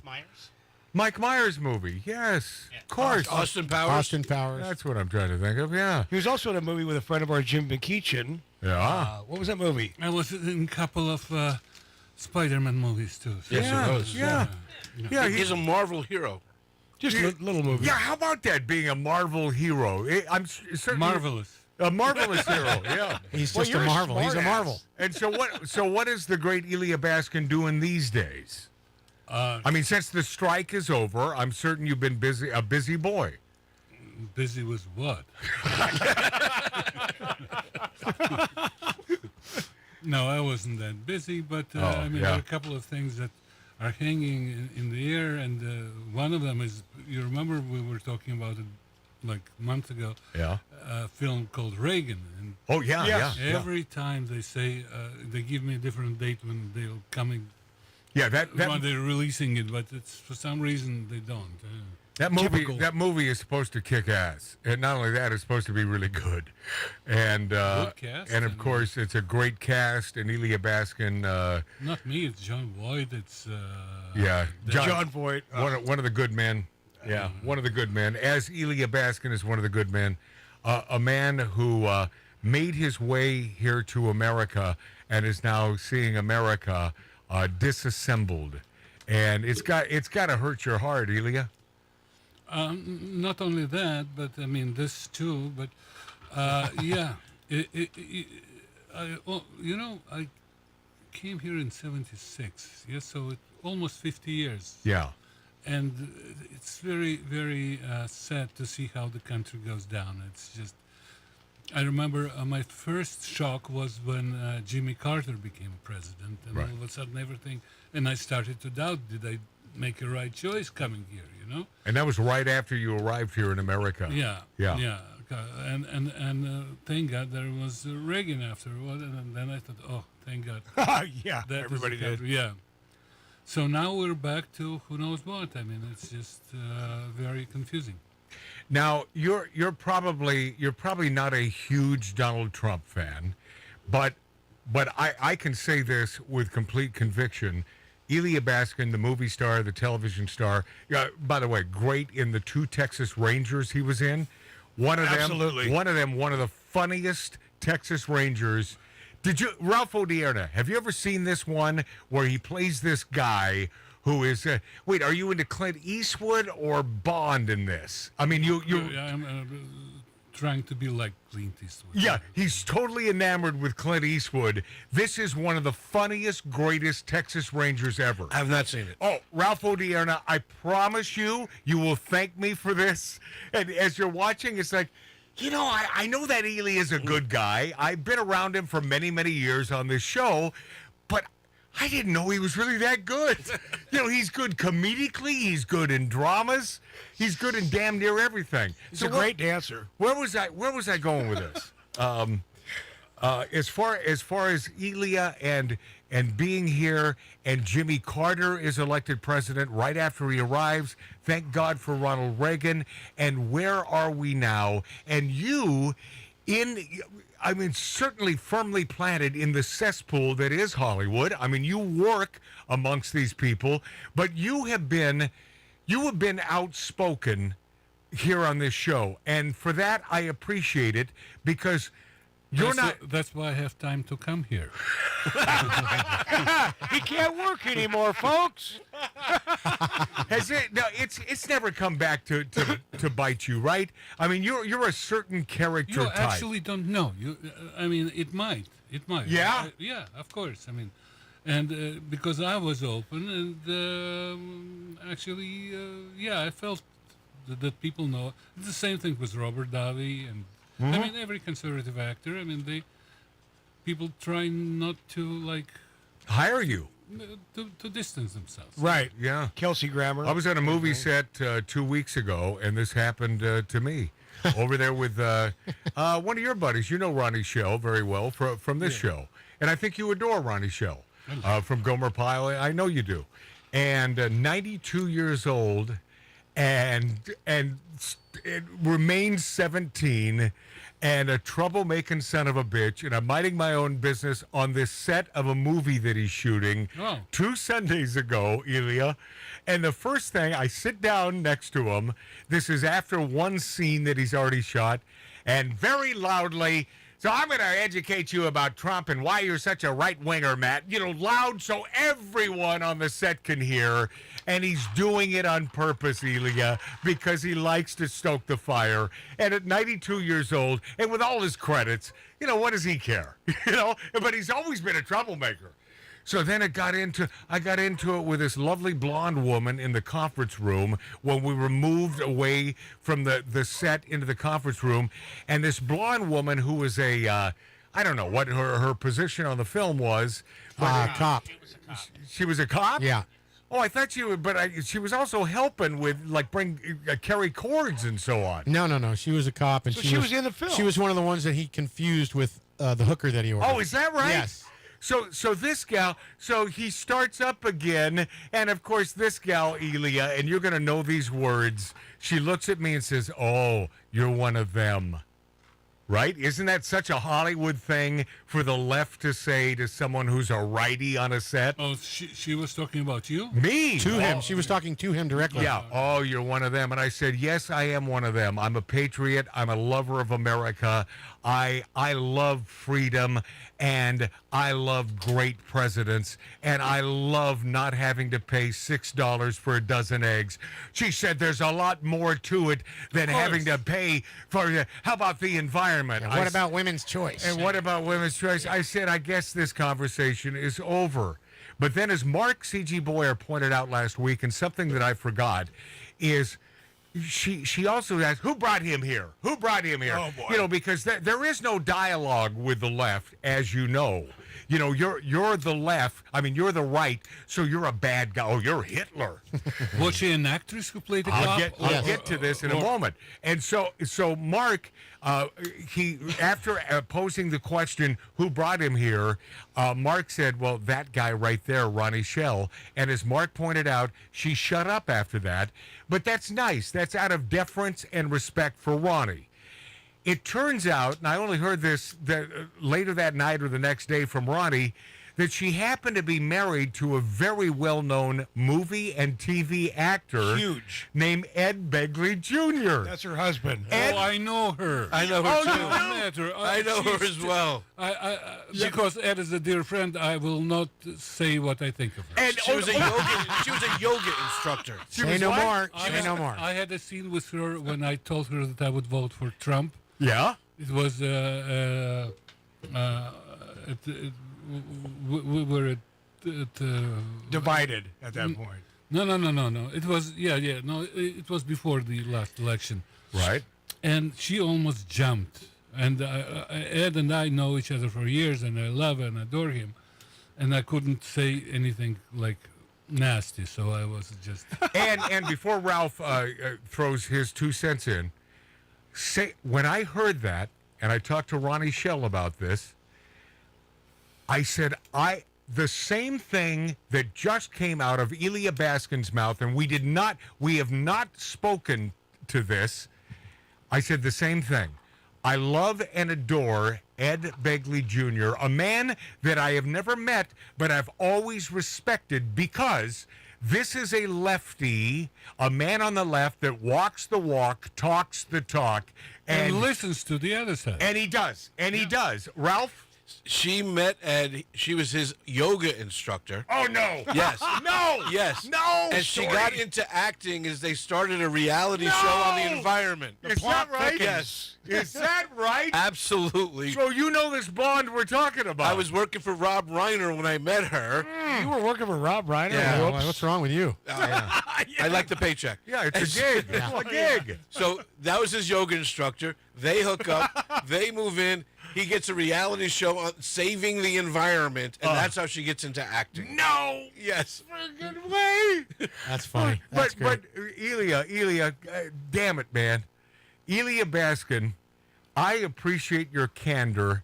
I appreciate the fact that you're not a BSer. You've always been upfront and one of the smart guys in the business. And then on top of all that, not unlike an Ed Begley Jr., you also have the chops when it comes to acting. I mean, you're really, really good at your art. Do you call it an art or just a gig? Is it an art? It's a gig. He's not painting. I love this guy. Huh? It's a gig. No, but I appreciate that. And if you heard that, let's rewind about 2.5 minutes. He said, because of I love Ed Begley. He's been a dear friend for many, many years. I won't tell you what I think about her, his wife. And damn it, that is meaningful. Yeah. It's meaningful. I guess that is one of the many reasons, myriad reasons, why Elya Baskin and my own self have been friends for so many years. How many? I was thinking about it. Oh, man. A lot of years, Elya. Yeah. This is what, 2024-esque? Yeah. Quarter of a century. Yeah. I mean, Elya, you know our kids. Well, you knew our Matt and I's daughters when they were just babies, babies. Hold on. I'm getting the eye from Ralph. I know what that eye is. So let me ask the question: what is my brother Mart doing, Ralph? Bringing it right back to Mart. He's making it about himself. Is that what you're saying? Yes. You know what? I hate all you guys. I mean, I really. And by the way, I don't blame him. But we all had little kids, and they were playing together. Yes, he went to one of my daughter's plays. Oh, God, there he goes again. That's my brother. He can't help It's himself. about his daughter. It's not about him. Yeah. So please. Thank you. Yeah, thank you. See, Be respectful. Hi, everyone. I'm Brother Martin. I know a movie star, Elya Baskin. Wow. All right, we'll get to this Norm Macdonald clip because I miss that guy. I love that guy. And a lot more with Elya Baskin. Plus, Judge gives E. Jean Carroll opportunity to object to Trump's $91 million bond. And he should have the bond. Of course, that's the way the legal system works. But because they hate him in New York and this lefty judge hates his guts, we'll see what happens.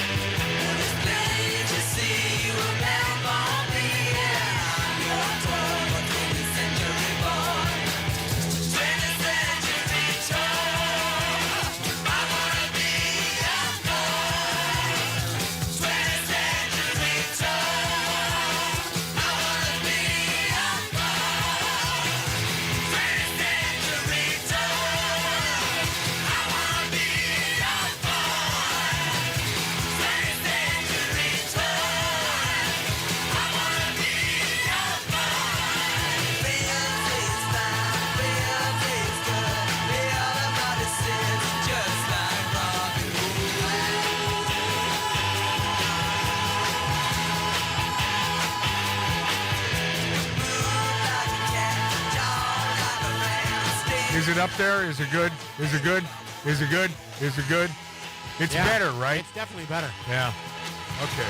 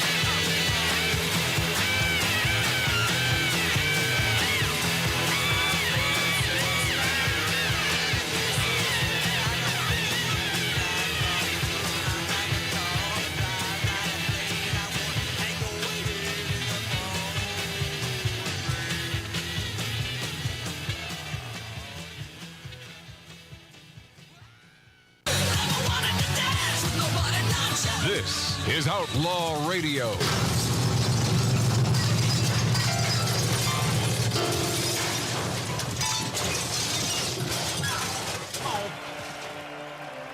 Look at him. Look at him, my dear, dear friend, Elya Baskin. We see each other so rarely, so infrequently, that when I do have the opportunity to spend some time with Elya and enjoy quaff a cocktail or two, it's always a great time. Fellow cigar smoker, he refuses to turn your mic up. I don't know why. Maybe I didn't touch it. Maybe he didn't like you in Moscow. Yeah, maybe he didn't like you and Robin Williams together in Moscow on the Hudson. Maybe that's it. Can you hear me now? Or The Name of the Rose. Were you not, Tattoo Dave, not a big Sean Connery fan?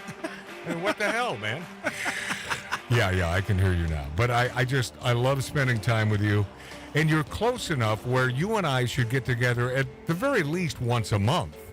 I mean, don't you think? Once a month. That's a lot. If you insist. Yeah. How's your daughter? She's good. Good. She's back in LA. Yeah. Oh, she came back.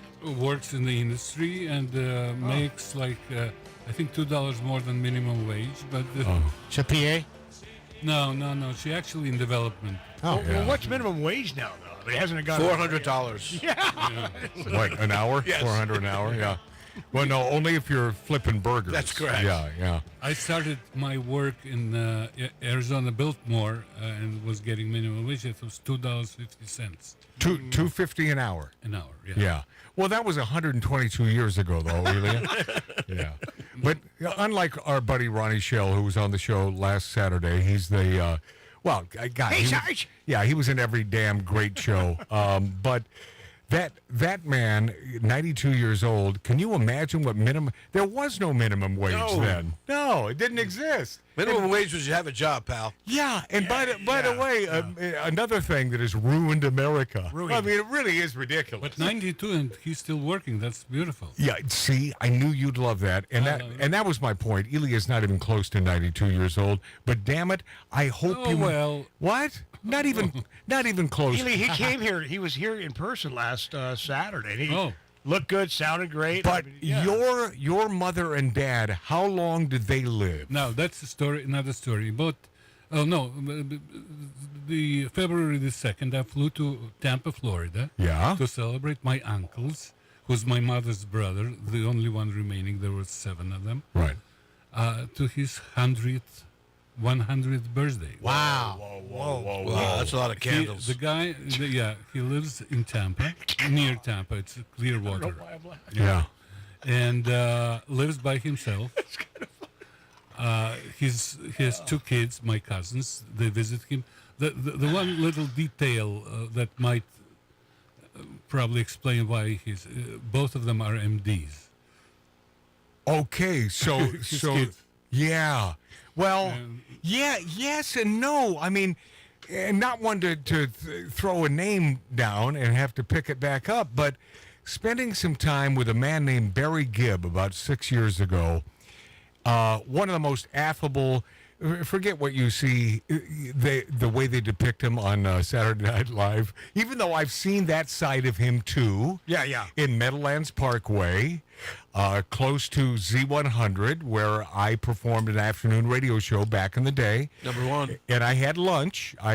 with Barry back then. But fast forward now, 6 years ago, spent about 2 hours with the great Barry Gibb. Over at Capitol Records, right? And I asked him, here in Hollywood, and I asked him, your brothers are dead. Why are you still alive? And the great thing about Barry, he didn't take offense to that or anything. He thought it was a feasible question. And he was how old? He said, well, this was 6 years ago. I think he's in late 70s, maybe 79 now. I don't know if he hit 80 yet. But he simply said, Matt, it's because I don't visit the doctor. Maybe. I don't visit the doctor. That's why he's staying alive. But it's it's sort of okay. So how old was Milt Larson? My buddy Milt Larson, proprietor of the Magic Castle, creator of that place with his brother, was 92 years old. 92. And another man that, by the way, Elya Baskin, that you adored. There he is, right there. Yeah. And then you got to show Elya that picture. And by the way, back here, you'll love this picture. I'll show it to you watching us on YouTube, on Rumble, on X. But that is a beautiful picture of old Milt Larson and yours truly. When we return, I'll get to the Norm Macdonald, who we miss a lot. Love Norm. And more with Elya Baskin on Magic Matt's Outlaw Radio. Thank you so much for being there.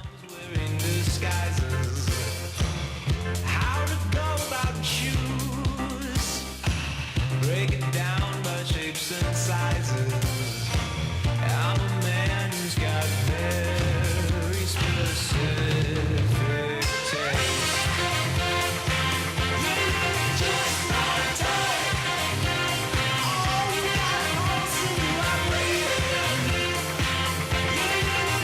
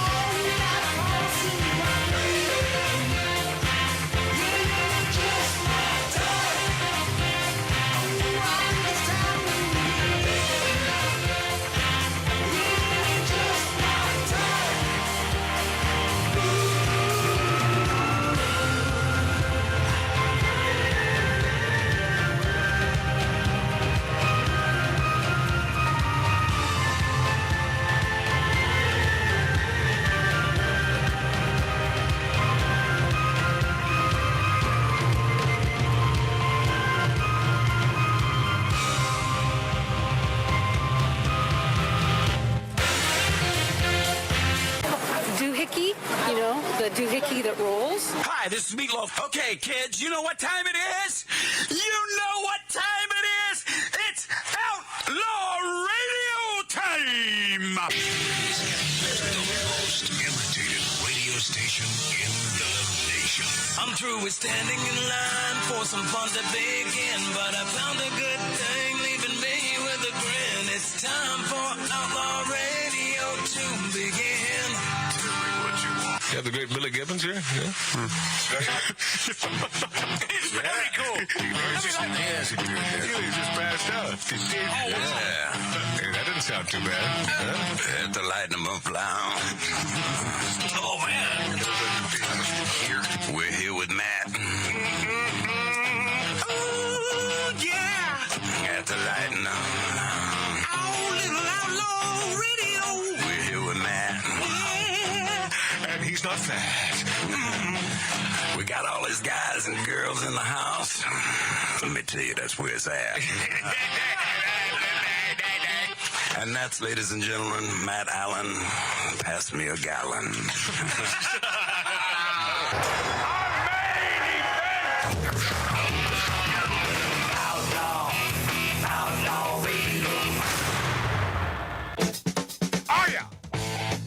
A few minutes ago, we were talking about minimum wages and California minimum wage. In fact, it's $20. You know, flip a burger, $20.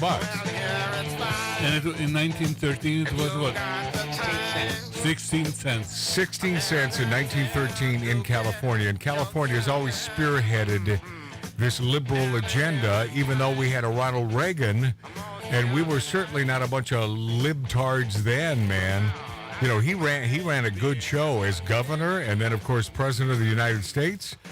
One of the good guys in Ronald Reagan. Well, Matt, the problem is, I mean, really quickly. This is my brother Mark. The minimum wage is I had to work my way up the ladder to get to where I am now. And I make decent money, but these kids coming in now with no experience. It used to be a stepping stone job, a burger job, whatever. Now you're getting $25 an hour for and no training and not working you're not working your way up the ladder. That's because the lefty a-holes don't look at this as a stepping stone. It should be enough money to provide for an entire family instead of a kid having a new gig and learning, the skill of frying up a burger and some beautiful French fries. No, I actually disagree because a few weeks ago I Elya went Baskin. to In-N-Out, and I saw how hard those guys work. No, that's In-N-Out. That's In-N-Out. That's different. That is. They give those kids insurance. They give them you bet your ass tattoo, David. That is a joint that is run by a beautiful gal who is not woke, just the opposite,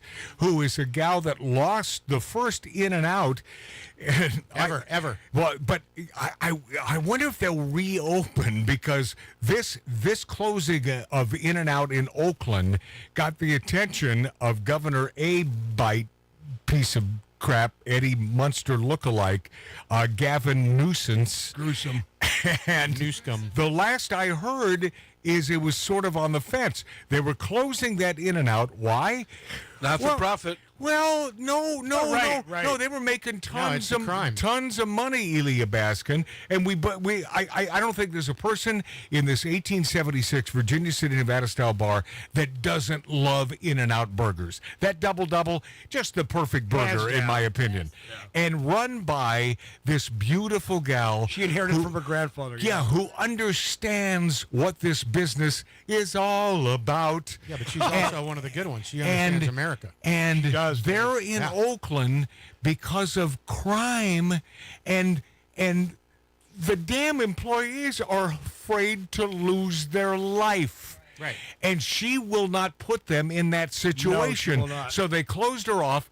That closing, that In-N-Out burger closing, it's like everything else that's gone down. The Target's closing, the huge department stores in downtown San Francisco closing. No, that didn't do it. But an In-N-Out in Oakland grabbed the attention of this idiot stick a-hole piece of crap, a.k.a. the governor of California. And so I don't know where we are on that. So what he proposes to do? I guess armed guards? I don't know. I don't know. What good is that? They're not allowed to do anything. Extra And this, state pays for it? extra police force? Who the hell knows? But that formerly great, and I bet you'll agree with me, Elya Baskin, the great movie and television star. I bet you'll agree with me that San Francisco is one of those superlative cities in America, one of the formerly most beautiful, great towns in the United States. Absolutely. Right? I mean, it has character. It's a real town. Unlike L.A., it's never really been its own city. I mean, we have outskirts. We are suburbs. I mean, that's what we are. And make sure Elia's mic is up. He's please. just not talking in it. It's up. Okay. Well, he projects. He's you've been in theater. You've been on stage, right? And that's completely different than movie or TV acting. Yes, you have to talk loud. You need to project.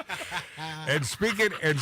Oh, by the way, so speaking of California and spearheading the stupidest ideas, I bring you to this man he's a friend of the show. He's never been on the show, but a friend of the show and a buddy of a friend of mine, Chris Brown's. But for some reason, he feels as though sharing old Robster with us would be sharing one of his celebrity friends. I don't know. He's a starstruck guy. How dare you, Mark? How dare you? Chris Brown? He likes the celebrities. Not the rapper, right? No, not that guy. But another multimillionaire named Chris Brown, buddy of mine, who so wants to fly me to the moon, Connecticut, to watch Tony Orlando's last performance, which is a couple weeks from now. And now it's up to Tony. I talked to Tony a couple nights ago, and so Tony on Monday will now let me know because we need like 7 seats. Matt, I'm working on it right now. I really and am. as Tony told me, he said, Matt, I had no stinking idea that there would be such acclaim for this last show. And I said, Tony, it's you. And if I may be so bold, it's all because I promote the hell out of your last show. And he said, that's got to be it, Matt. That's got to be it. He's such a great guy. guy. We'll know on Monday. And if indeed he can find 6 or 7 seats, then I will be flown out and I will be put up for Tony's last show. Now, is it about me? No, it's about Chris Brown and his family being at the last Tony Orlando show. But sometimes, whatever it is, who cares? What a fun thing. And I love Tony, a dear friend of mine. I hope you're Yes, going well, on a private jet. Well, something tells me that ain't going to happen. And let me tell you why. Because carbon emissions, my friend. Oh, yeah. And Matt, going back to Rob. I don't want to screw up the environment any more than it is by these sons of bitches on the right. I've never liked them because of that. Yes, but the Mark? planes are going there anyway. Going back to Rob, and we met him a couple of, he's one of Adam Sandler's guys. And Adam hires pretty cool sons of guns, and that's his camp. Mm-hmm. But we met him that one night at Chris's.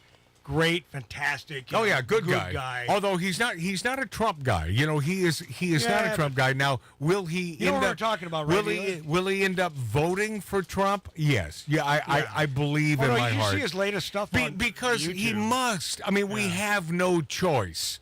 Yeah. We have no choice. We have to vote for the big loudmouth New Yorker that doesn't know when to stop talking. However, he was a great president, so we have to. So this is Rob. What's his last name? Schneider. Yeah, Schneider. Schneider. So Rob, I was going to say you haven't said his last name. Rob Schneider then why didn't you, as my producer, sort of throw out Schneider in case I lost my mind and couldn't come up with his because you told me not to do the first thing that comes to my mind. Okay.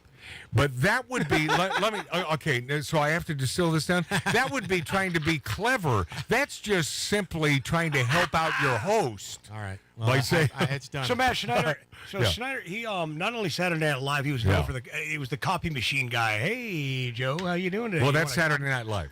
Yeah, Saturday Night Live. Yeah. What I say? Anyway, so that, and then he's been in a bunch of Sandler movies. All right, enough about Marty. Let's move Not on. about me, Dave. But you were you and speaking. You were Shut making up. it about you. No, Just shut up. This is You shut up. This is Rob. This is Rob at some event, and I believe it's a conservative event, and I don't know what the hell it is, but Rob was so spot on, and it's a beautiful dovetail when talking about minimum wage in California and the fact that we're at $20. Are there other states at $20 now, Ralph? No. Washington is getting close. Well, listen. If we're first, it's the wrong thing to do. Here's Rob Schneider. In California, it has gone out of committee to approve slave reparations to be paid to people who were never slaves, to be paid for by people who never owned slaves, in a state that never had slaves. That's like paying child support for a child you never had, to a woman you never... So good. Yeah, Rob is he's very funny and very talented. Yeah, Yes. yeah, he's one of the good ones. He is one of the good ones. I love him. And because Elya Baskin is here, my friend for, I think we've established 57 years, right? That we've known each other? 120 years? 135 years that this man, Elya Baskin, movies and television. And I don't expect you to look this up now, except I know you do a bunch of things at the same time. I'm talking to you, watching us on YouTube, on Rumble, on X, Magic Matt's Outlaw Radio. Look him up, Elya Baskin, Baskin. Like Hagen does. Yeah, like Hagen does. You'll see his name, and you then might get the ice cream, but and then you'll see his face, and you'll know instant. Oh, that guy. He's. By the way, that should be on your business card. I'm that guy, because he's that guy that people say, "Oh, yes, that guy." Were you at who's been in everything? What was the CSI or one of the cop shows you did? He's done everything. What was the cop show that you did for a What while? would it'll be easier to say, Elya, what haven't you been in? Yeah, I mean, my God. But my daughter was a big fan of that. When she first got to college, she's like, all my friends were sitting around, and Elya came on this police show, and I'm like, yeah, I know that guy. He's a friend. Now, wait a second. Who's starstruck, Chris Brown or My your daughter? Your daughter. She's not starstruck. She just happened to be friends with Elya growing up as a child. Friends? Once again. Are you... Hey, Dave, you know what? Once again. Hide your jealousy, bro. It's not Just jealous. chill. Hide your dude. Yeah, I completely understand why people don't like you. David, I don't. Would you tell me? Oh, that's sweet. See? Thank you, Elya. See how nice an Elya Baskin is? my back, So not bro. only do you see his face and you say, oh, he's that guy, but now you know he's the nicest guy. And he's not a big left woke tart. Yeah, but he's still nice. He's not Hitler. He's not Hitler. Oh, he's not? I agree with you. Okay. and we'll talk about, because I need to get into this, because this touches Elya, and this is close to home. We'll talk about the Palestinians and Hamas and what went down in a state the size of New Jersey, minding their own business, productive as hell, doing a great thing, one of our great allies. And that damn president, boy, he's just caught between a rock and a hard place here. I don't want to support him. I do, because my constituency, well, they don't really like the Jews so much. We'll get into that in a couple minutes. But first, where was I heading? Oh, wait, hold on. I know where this was. Where in the hell is this? Oh, because Elya Baskin is here and adores Ronnie Shell, the great movie television actor. You know him from Gomer Pyle. He was Duke Slater. And you will appreciate this. This is Ronnie on the show a week ago telling us a story about, who is the actor? Alan. Alan Ladd. Alan Ladd, who was a huge movie star back in the day, right? And this is the chicken story from a week ago with Ronnie Shell sitting right here in this 1876 Virginia City, Nevada style bar. Here we go. These girls, showgirls, right, got together with Alan Ladd, supposedly, and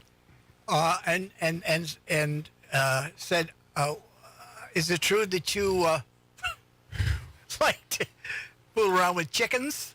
Okay. And I guess he said yes. All right. And so what happened was these girls circled him. Okay. These showgirls. Yeah, showgirls circled him. Circled Alan Ladd. Yeah, circled Alan. All right. And he was in the center with a chicken. All right. Was he clothed? I don't remember. I'm just telling the story. Okay. Okay. All right. And so the girls started going around while singing this song. All right. Alan Ladd, you simply got to that chicken. So the girls are singing what? You've simply got to that chicken. So the girls are singing verbatim those words. What the hell? And by the way, I don't know if he ever fucked the chicken, but but Ronnie, what makes this story work is the word simply. Simply, that's it. Does it right? That's what makes the whole thing funny. Because for them to say simply, yeah. you simply have to. That's true. But that part is a true story. I don't think. What? I don't think he ever did fuck chicken. Ladies and gentlemen, that's Ronnie Shell at 92 years old, Elya Baskin. There he is. Yeah, I wish we all be that sharp when we're 92. I wish we were here when we're 92. In order to recount a chicken, an effing chicken story from many years ago. Oh, yeah. That's my man. Are chickens male or female? But if he did do this to chicken, I wonder, can he make chicken soup after that? Can he eat chicken soup? Is what you asked? With the same chicken that you right? No, can you make chicken soup after that? Yeah. Oh no!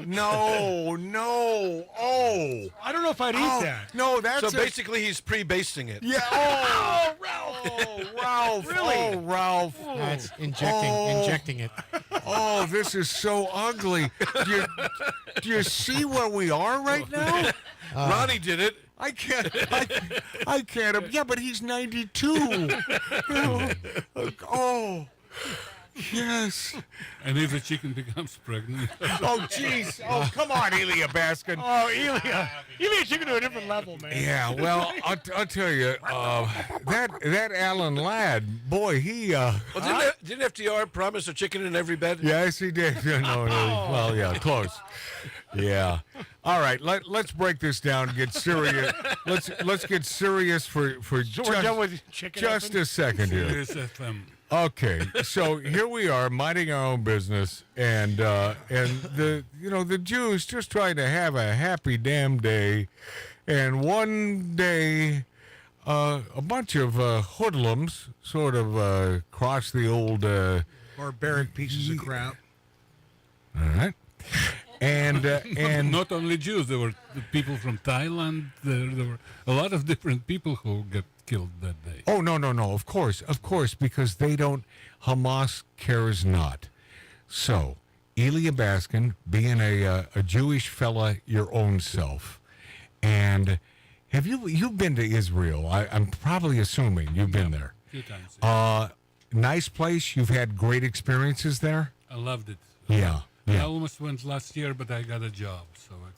Okay, but yeah, I knew that you would love it. I know that I've been invited there, but I was invited about 10 months ago, and this was still an invite during this incursion, this ugliness, and I said, I don't know if this is the best time. Probably not a good. I don't know, but it may not be the worst time either. I mean, sometimes we have to friggin' knuckle up, grab ourselves by the huevos, and say, okay. I mean, Ralph, would you go? Absolutely. The hotels are cheaper. Good point. So's airfare. What an a-hole. I don't think so. Actually. No. I don't think it's a good time at all. Don't forget where the terrorists took place. Right. Isn't where, like, in Tel Aviv. Of course. And it is absolutely safe and gorgeous and fun. Right. Yeah. But this heartache that they're going through, should Netanyahu finally put the friggin' hammer down where there exists no more Hamas? Absolutely. That's what he's trying to do, and that's what everybody in the world tries to prevent him from doing. Not everyone in the world, but the lefties. The lefties. But who's running the world now? I mean, Correctamundo. There's a guy at 1600 Pennsylvania Avenue that wants him to stop. Yeah. He was. Oh, Marty, that's the White House. Yeah, he was. He was talking about. Things haven't changed. It never stops, especially this a-hole.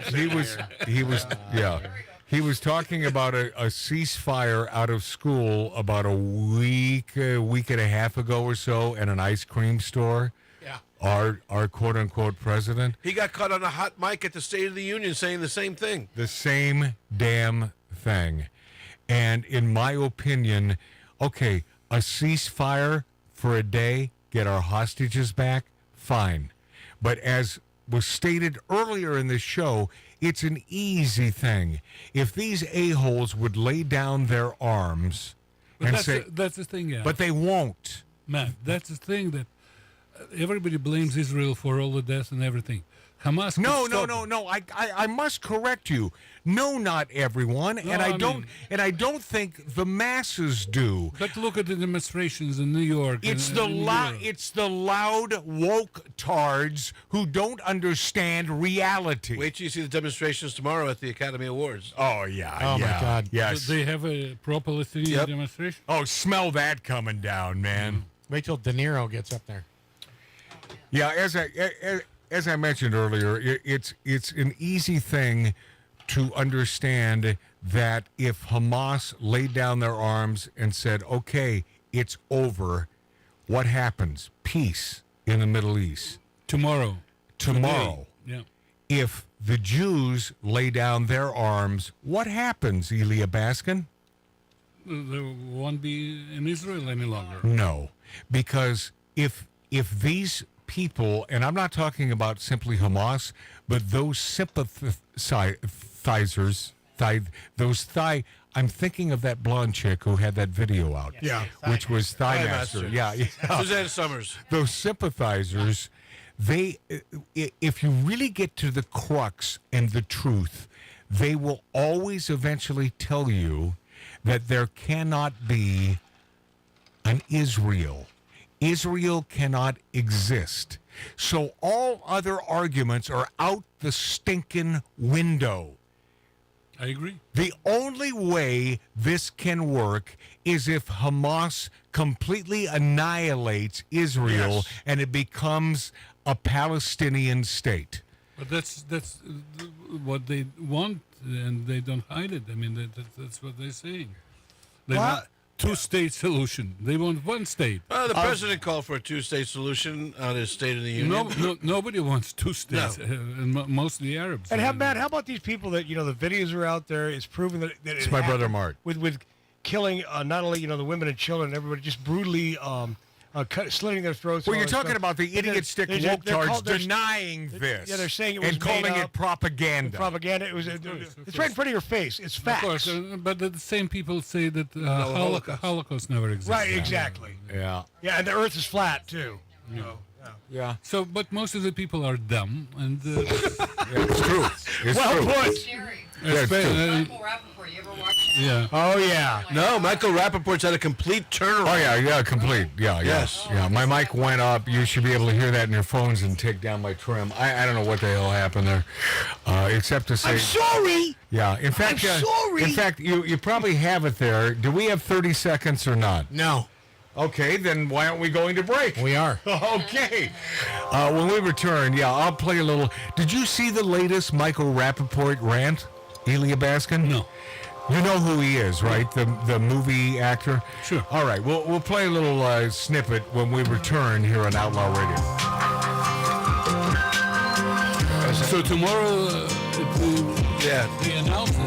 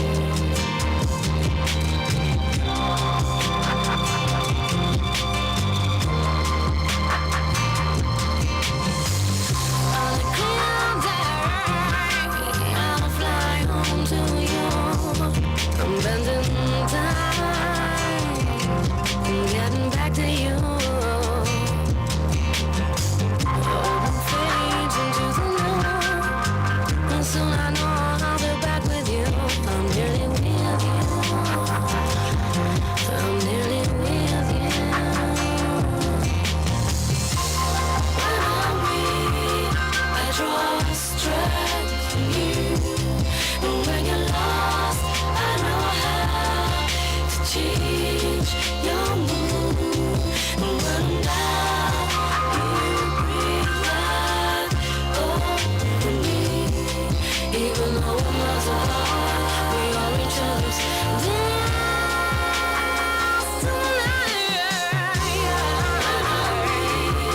I draw strength from you, and when you're lost, I know how to change your mood. And when I'm down, you breathe life over me. Even though we're miles apart, we have each other's destiny.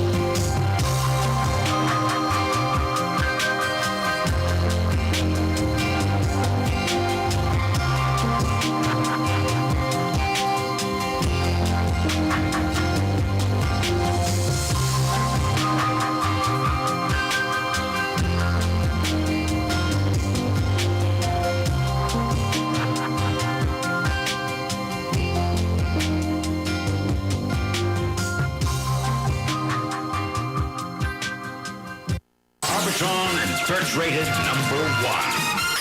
This is Outlaw Radio with Magic Matt, the man who is always right. Yeah, I take that literally, figuratively, but I am right figuratively. And by the way, literally as well, not one to boast. Welcome back to the big dog of broad chasing. Magic Matt's Outlaw Radio, smoking, drinking, interrupting. And yeah, something happened with the audio over the last few minutes, so apologies to you, even though this is a no apology zone. Yeah, listen, I'm the engineer, I'm the damn host of this thing. I do what I can. No, feel sorry for me. But I just know that this is distorting in your radios right now, and my apologies. I hope that's not happening on YouTube, on well, YouTube, fine. But rumble.com and X, a.k.a. Twitter, the formerly less fascist Twitter, but now the pronoun police are on Twitter. And I guess the man, Elon, just simply wants to make his billions back. Well, of course. You know, he's worried about sponsorship. I mean, I do understand that. Has anybody heard about TikTok? TikTok is, well, they're going to change the format completely for sure. They might just close the doors. First of all, I disagree with you. If TikTok it's happening. I disagree with you completely. If TikTok exists, they won't change their format whatsoever. TikTok is TikTok.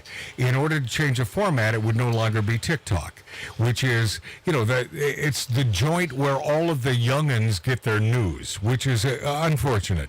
So what was your other point? Well, and they're threatening to just close the doors on it. I don't know why. No, they're not. The government is stepping in, and they do not want China to control TikTok anymore. Right. I've got. Here's the thing. I'm sort of China. I sort of have a problem with this. It's free trade. Yeah. I'm not a big fan of TikTok, but I don't necessarily believe that this is the right thing to do, because it's still a form of censorship. Yes, Ralph? Where I disagree with you is on the China ownership. Yeah. I don't think the government should have any type of censorship over American companies and American speech. Agreed. So if China owns this platform, we can take it away from China or shut it down. We don't have to have a Chinese company in the United States. No, and I do sort of agree with that, but I'm still on the fence. I'm not a big proponent of China taking over America. I think, but there's a bigger part of this too, where the Americans that are doing the TikTok thing, it's giving China realm on getting all of their personal information. By subscribing to TikTok. Yeah, but that's the whole point. Right. That's the whole point of this. True. That's why this is happening right now. So I don't know. I mean, let time tell. But I don't give an F one way or the other. I don't watch TikTok. By the way, if TikTok is gone tomorrow, I don't care. But I'll tell you what. And by the way, it may be great. Yeah, it would wake up the stupid millennials that are watching TikTok. Yeah. Well, no. Go way younger than millennials, man. You're talking about like 10-year-olds. Or Gen Z. Yeah. And because they don't have great parental units who will keep them away from this bastardized social media, then yes. So that's why I'm on the fence. I don't know. And usually I'm pretty black and white about things. I don't know where I stand on this completely. There's a problem with shutting down a company that is a money-making company owned by China, though. Yeah, I agree with Ralph. I think this is where we need that loudmouth Trump to step in. And where is he on this? He wanted to ban TikTok. I bet he doesn't. I bet he's not on that page anymore. He thinks it's a national security issue because of what Dave was saying. Yeah. Also, there was a big study out. The rise of transgendered kids happened with the rise of TikTok. Yeah, I do. Yeah, I do think that had a lot to do with this formidable wall of idiocy that has been coming our way. I'm sorry, there's just nothing good about TikTok. Where are Elya Baskin, the great movie television star Elya Baskin? Where are you on sort of a ridiculous question, though? It is, because I can't answer. No, I'm not asking you about TikTok. I'm asking you about this friggin' LGBTQIA. Pay attention to us.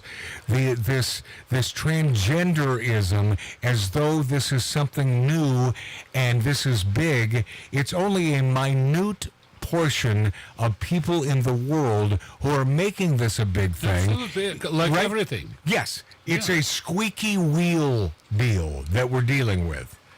And it's actually Elon Musk said that if you're a minority, doesn't mean that you're good.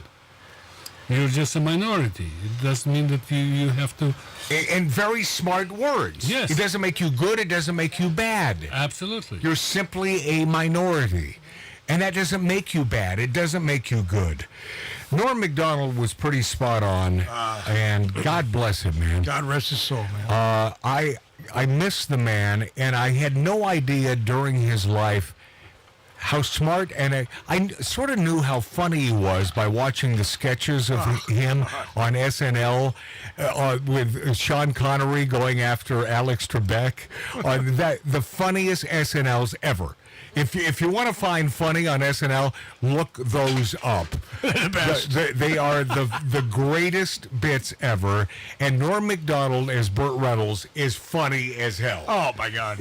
Don't you agree, Ralph? Absolutely. I mean, just spot on. Norm was just the greatest. Funny as hell. This is Norm on the Dennis Miller Show, so you know this goes back. And the thing I love about Norm Macdonald, he was not right, he was not left, he was funny. Common sense. He was funny. Seinfeld leans left. The man is an old school Democrat, but yet even a Seinfeld sees what's going on. And he's gone on record as saying funny is funny is funny. Let's not have to insert race, creed, or color into funny or TV shows, a mandate for having X number of colors or religions. What are these pronouns? It's bull-ass. And this is Norm Macdonald, and this will have to be bleeped on our terrestrial. But, see, here's the great thing, my friends, on watching Magic Matt's Outlaw Radio on YouTube, on Rumble, on X, is that, in fact, X, now, after all the pronoun talk we've had, we will probably be banned on X, a.k.a. Twitter. And that will probably happen. And by the way, no big loss. No. So here we go. This is Norm Macdonald so many years ago. This resonates with me because this could have been me saying this because I have said virtually the same damn thing on this show for 10 effing years. Norm Macdonald. Because I went to this gay pride parade and I saw in it there were these old men and old ladies like with these signs that said, "We are proud of our gay son," you know? And so I was saying, that's an odd thing to be proud of, you know, because it's not an achievement, you know, it's not like something you work all your life to be gay or anything like that. And I just wondered, I had a hard time believing that these 50, 60-year-old men are actually bragging, you know, at work like they're, "Hey, Bill, you know, my kid, oh my God, we're proud of him, Johnny. He graduated from Harvard, you know, first in his class, you know what I mean? Now he's articling over at a law firm, and, oh yeah, he loves cock." You know?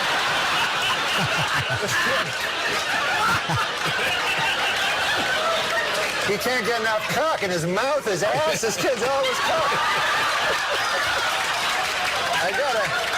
I got a picture of the boy here sucking another man's cock. I'm gonna show it to him. I saw it on YouTube. Oh, you did? It is. It wasn't bleeped.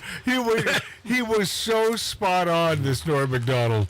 It's something that not one to boast, but I've been talking about for at least 10 years. It's not an accomplishment. It's not an accomplishment. Yeah. This is why I have a problem with pride. Your pride, and I asked the question over and over, you're prideful for what exactly? What? The fact that you have same sex? That makes you prideful? Because there's nothing else here in the equation. Do the math. There's nothing else to be prideful. And that, you know, I've gotten into it with lovely Lori Downey Jr. on this. Well, you know, it's the fact that they can finally come out. But they have pride for being able to come out? You know, I don't want anyone to be slapped around or put down because of their sexual proclivity. I don't give an ass what you do sexually. I truly don't. You know, I'm not one of those. Oh God, I'm gonna get in trouble for this. Religious zealots who believe that, well, it's blasphemous. I don't. I think do your thing, don't hurt other people, period. That's my belief. And so, do I have a problem with anyone who happens to be homosexual or a lesbian? Certainly not a problem with lesbians. I've seen the videos. Here's the thing. Any heterosexual man that tells you that he doesn't appreciate two lovely women together, he's lying to you. I know. He's lying to you. And right now, as you watch us and or listening to us on great radio stations, if your guy is now saying, "Oh, that's not me," he's lying to you. Oh, yeah, of course. You lovely lady, he's lying to you. He'll be on Pornhub right after this show. It's interesting, maybe you said you're not a religious zealot, but those that are prideful of coming out will protest the Catholic Church ad nauseum, but never go near a mosque where the Islamic religion actually wants them dead. Right. And Matt, what are you proud of? What make the accomplishments? Oh, I used to be proud of many things. My life and career is over. I know that. Okay. I'm done. I mean, the only thing that keeps me living is friends like the great Elya Baskin. Sometimes Ralph will come over. I'm a fan of our producer, Tattoo Dave. Love you back. Yeah, and I didn't say I loved you. No, you wouldn't admit that on the air. But of course I would. If he did. I noticed she didn't mention Mark Boyer, but no, he didn't mention you either, Mark. He's not finished. I was pointing to Mark and Lynette Miller, who is off camera and off mic. But I appreciate this broad because, and by the way, are you pissed off I'm calling you a broad? I know you're not. No, of course. No, she's been a broad forever and a good gal with 100-pound breasts. And each one of them. My God, I'm not saying that's a good or a bad. It's a bad thing for you. I mean, when it comes to your back, it's been a good thing, I think, when it comes to the gentleman. But because that's the other thing about heterosexual males. By and large, we appreciate some ample appendages. Hello. Huh? I mean, that's who we are. If we're talking the truth, and we always do on this damn show, and P.S., this mutilation of genitals, damn it, it's so wrong. Stop it. It's so, and if you're under 18, if you're under 18 years old, and your parents are all for this because your child identify as a different sex than they are, you're a frickin' dumb bolt, and you should be jailed. You heard me, because you're too stupid to eat and to have a take on any sort of equation in this world. You big dummy. You're a big dummy. Oh, well, my kid. Okay, so your kid thinks he or she is a cat. Yes, and they go for that too. Yeah. Well, if he says... Well, man, the one he played last week, but they brought their child he to says he's a cat. a veterinarian. Yeah. Dig this, Elya. It's on that sheet. I got it. Okay, dig this. It's a quickie. Go. Same. You got it. So where is it? You got it somewhere. Can you go run the booth? My son does identify as a cat, but I cannot take him to a vet because I tried that, and the veterinarian told me that because he has human anatomy, that he does not know how to work on him or diagnose him with anything, and he legally cannot. So, and while I do think that is a form of discrimination, because, my son, if he says he's a cat, he is a cat. Yeah! What the hell? And he needs to be treated like that, like one, Oh. But, God. I'm not going to press charges because I know that he could lose his license if he did work on my son. So, I'm not gonna try to sue him or anything, so don't worry. But this is something that I want to raise awareness on because I do think that people that identify as an animal should be able to go to the vet. That's the medical attention that they're wanting. And so I really do appreciate you asking this question. I think it's an important topic that we discuss because if we don't, we're never going to make progress. And these people that identify as cats are going to have to continue going to human doctors, and I just don't think that that's fair. So what do you do when you go to the vet and the vet misdiagnoses him and gives him some animal drugs and the kid dies? That's Dave, that's a whole other thing. The vet was a moron as well. Instead of giving a reason, he should have just thrown her out of the office. Right. Crazy? You know why? Because she's a mental patient. Yes. This parent is a mental patient and should have her child taken away from her. Yes, Elya Baskin? I think she needs a vet. Yeah. I know. She certainly needs to be fixed so she doesn't have another child that she can F up. Dave, if you can pass it on my phone, I would appreciate that.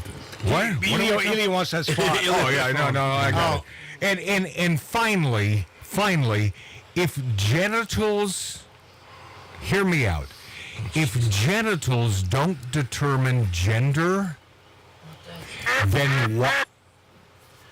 Wow! Just trying to do a goddamn show here, man. What happened? And then I hear a duck. I don't understand it. If genitals don't determine gender, why remove genitals? Really think that through. We'll be this after back.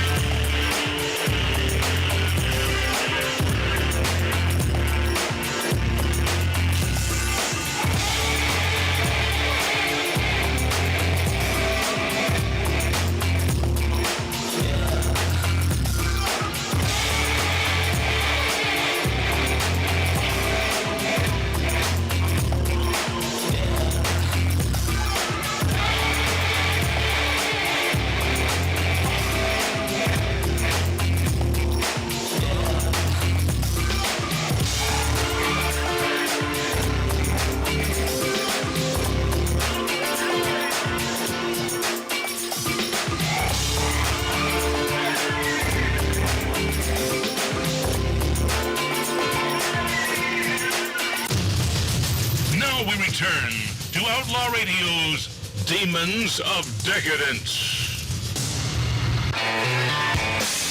All right, already. Being that we have the great Elya Baskin with us, and it's been a while. A great movie, TV star, and a dear friend. No Time to Die star Elya Sado says Hollywood is harsh on women.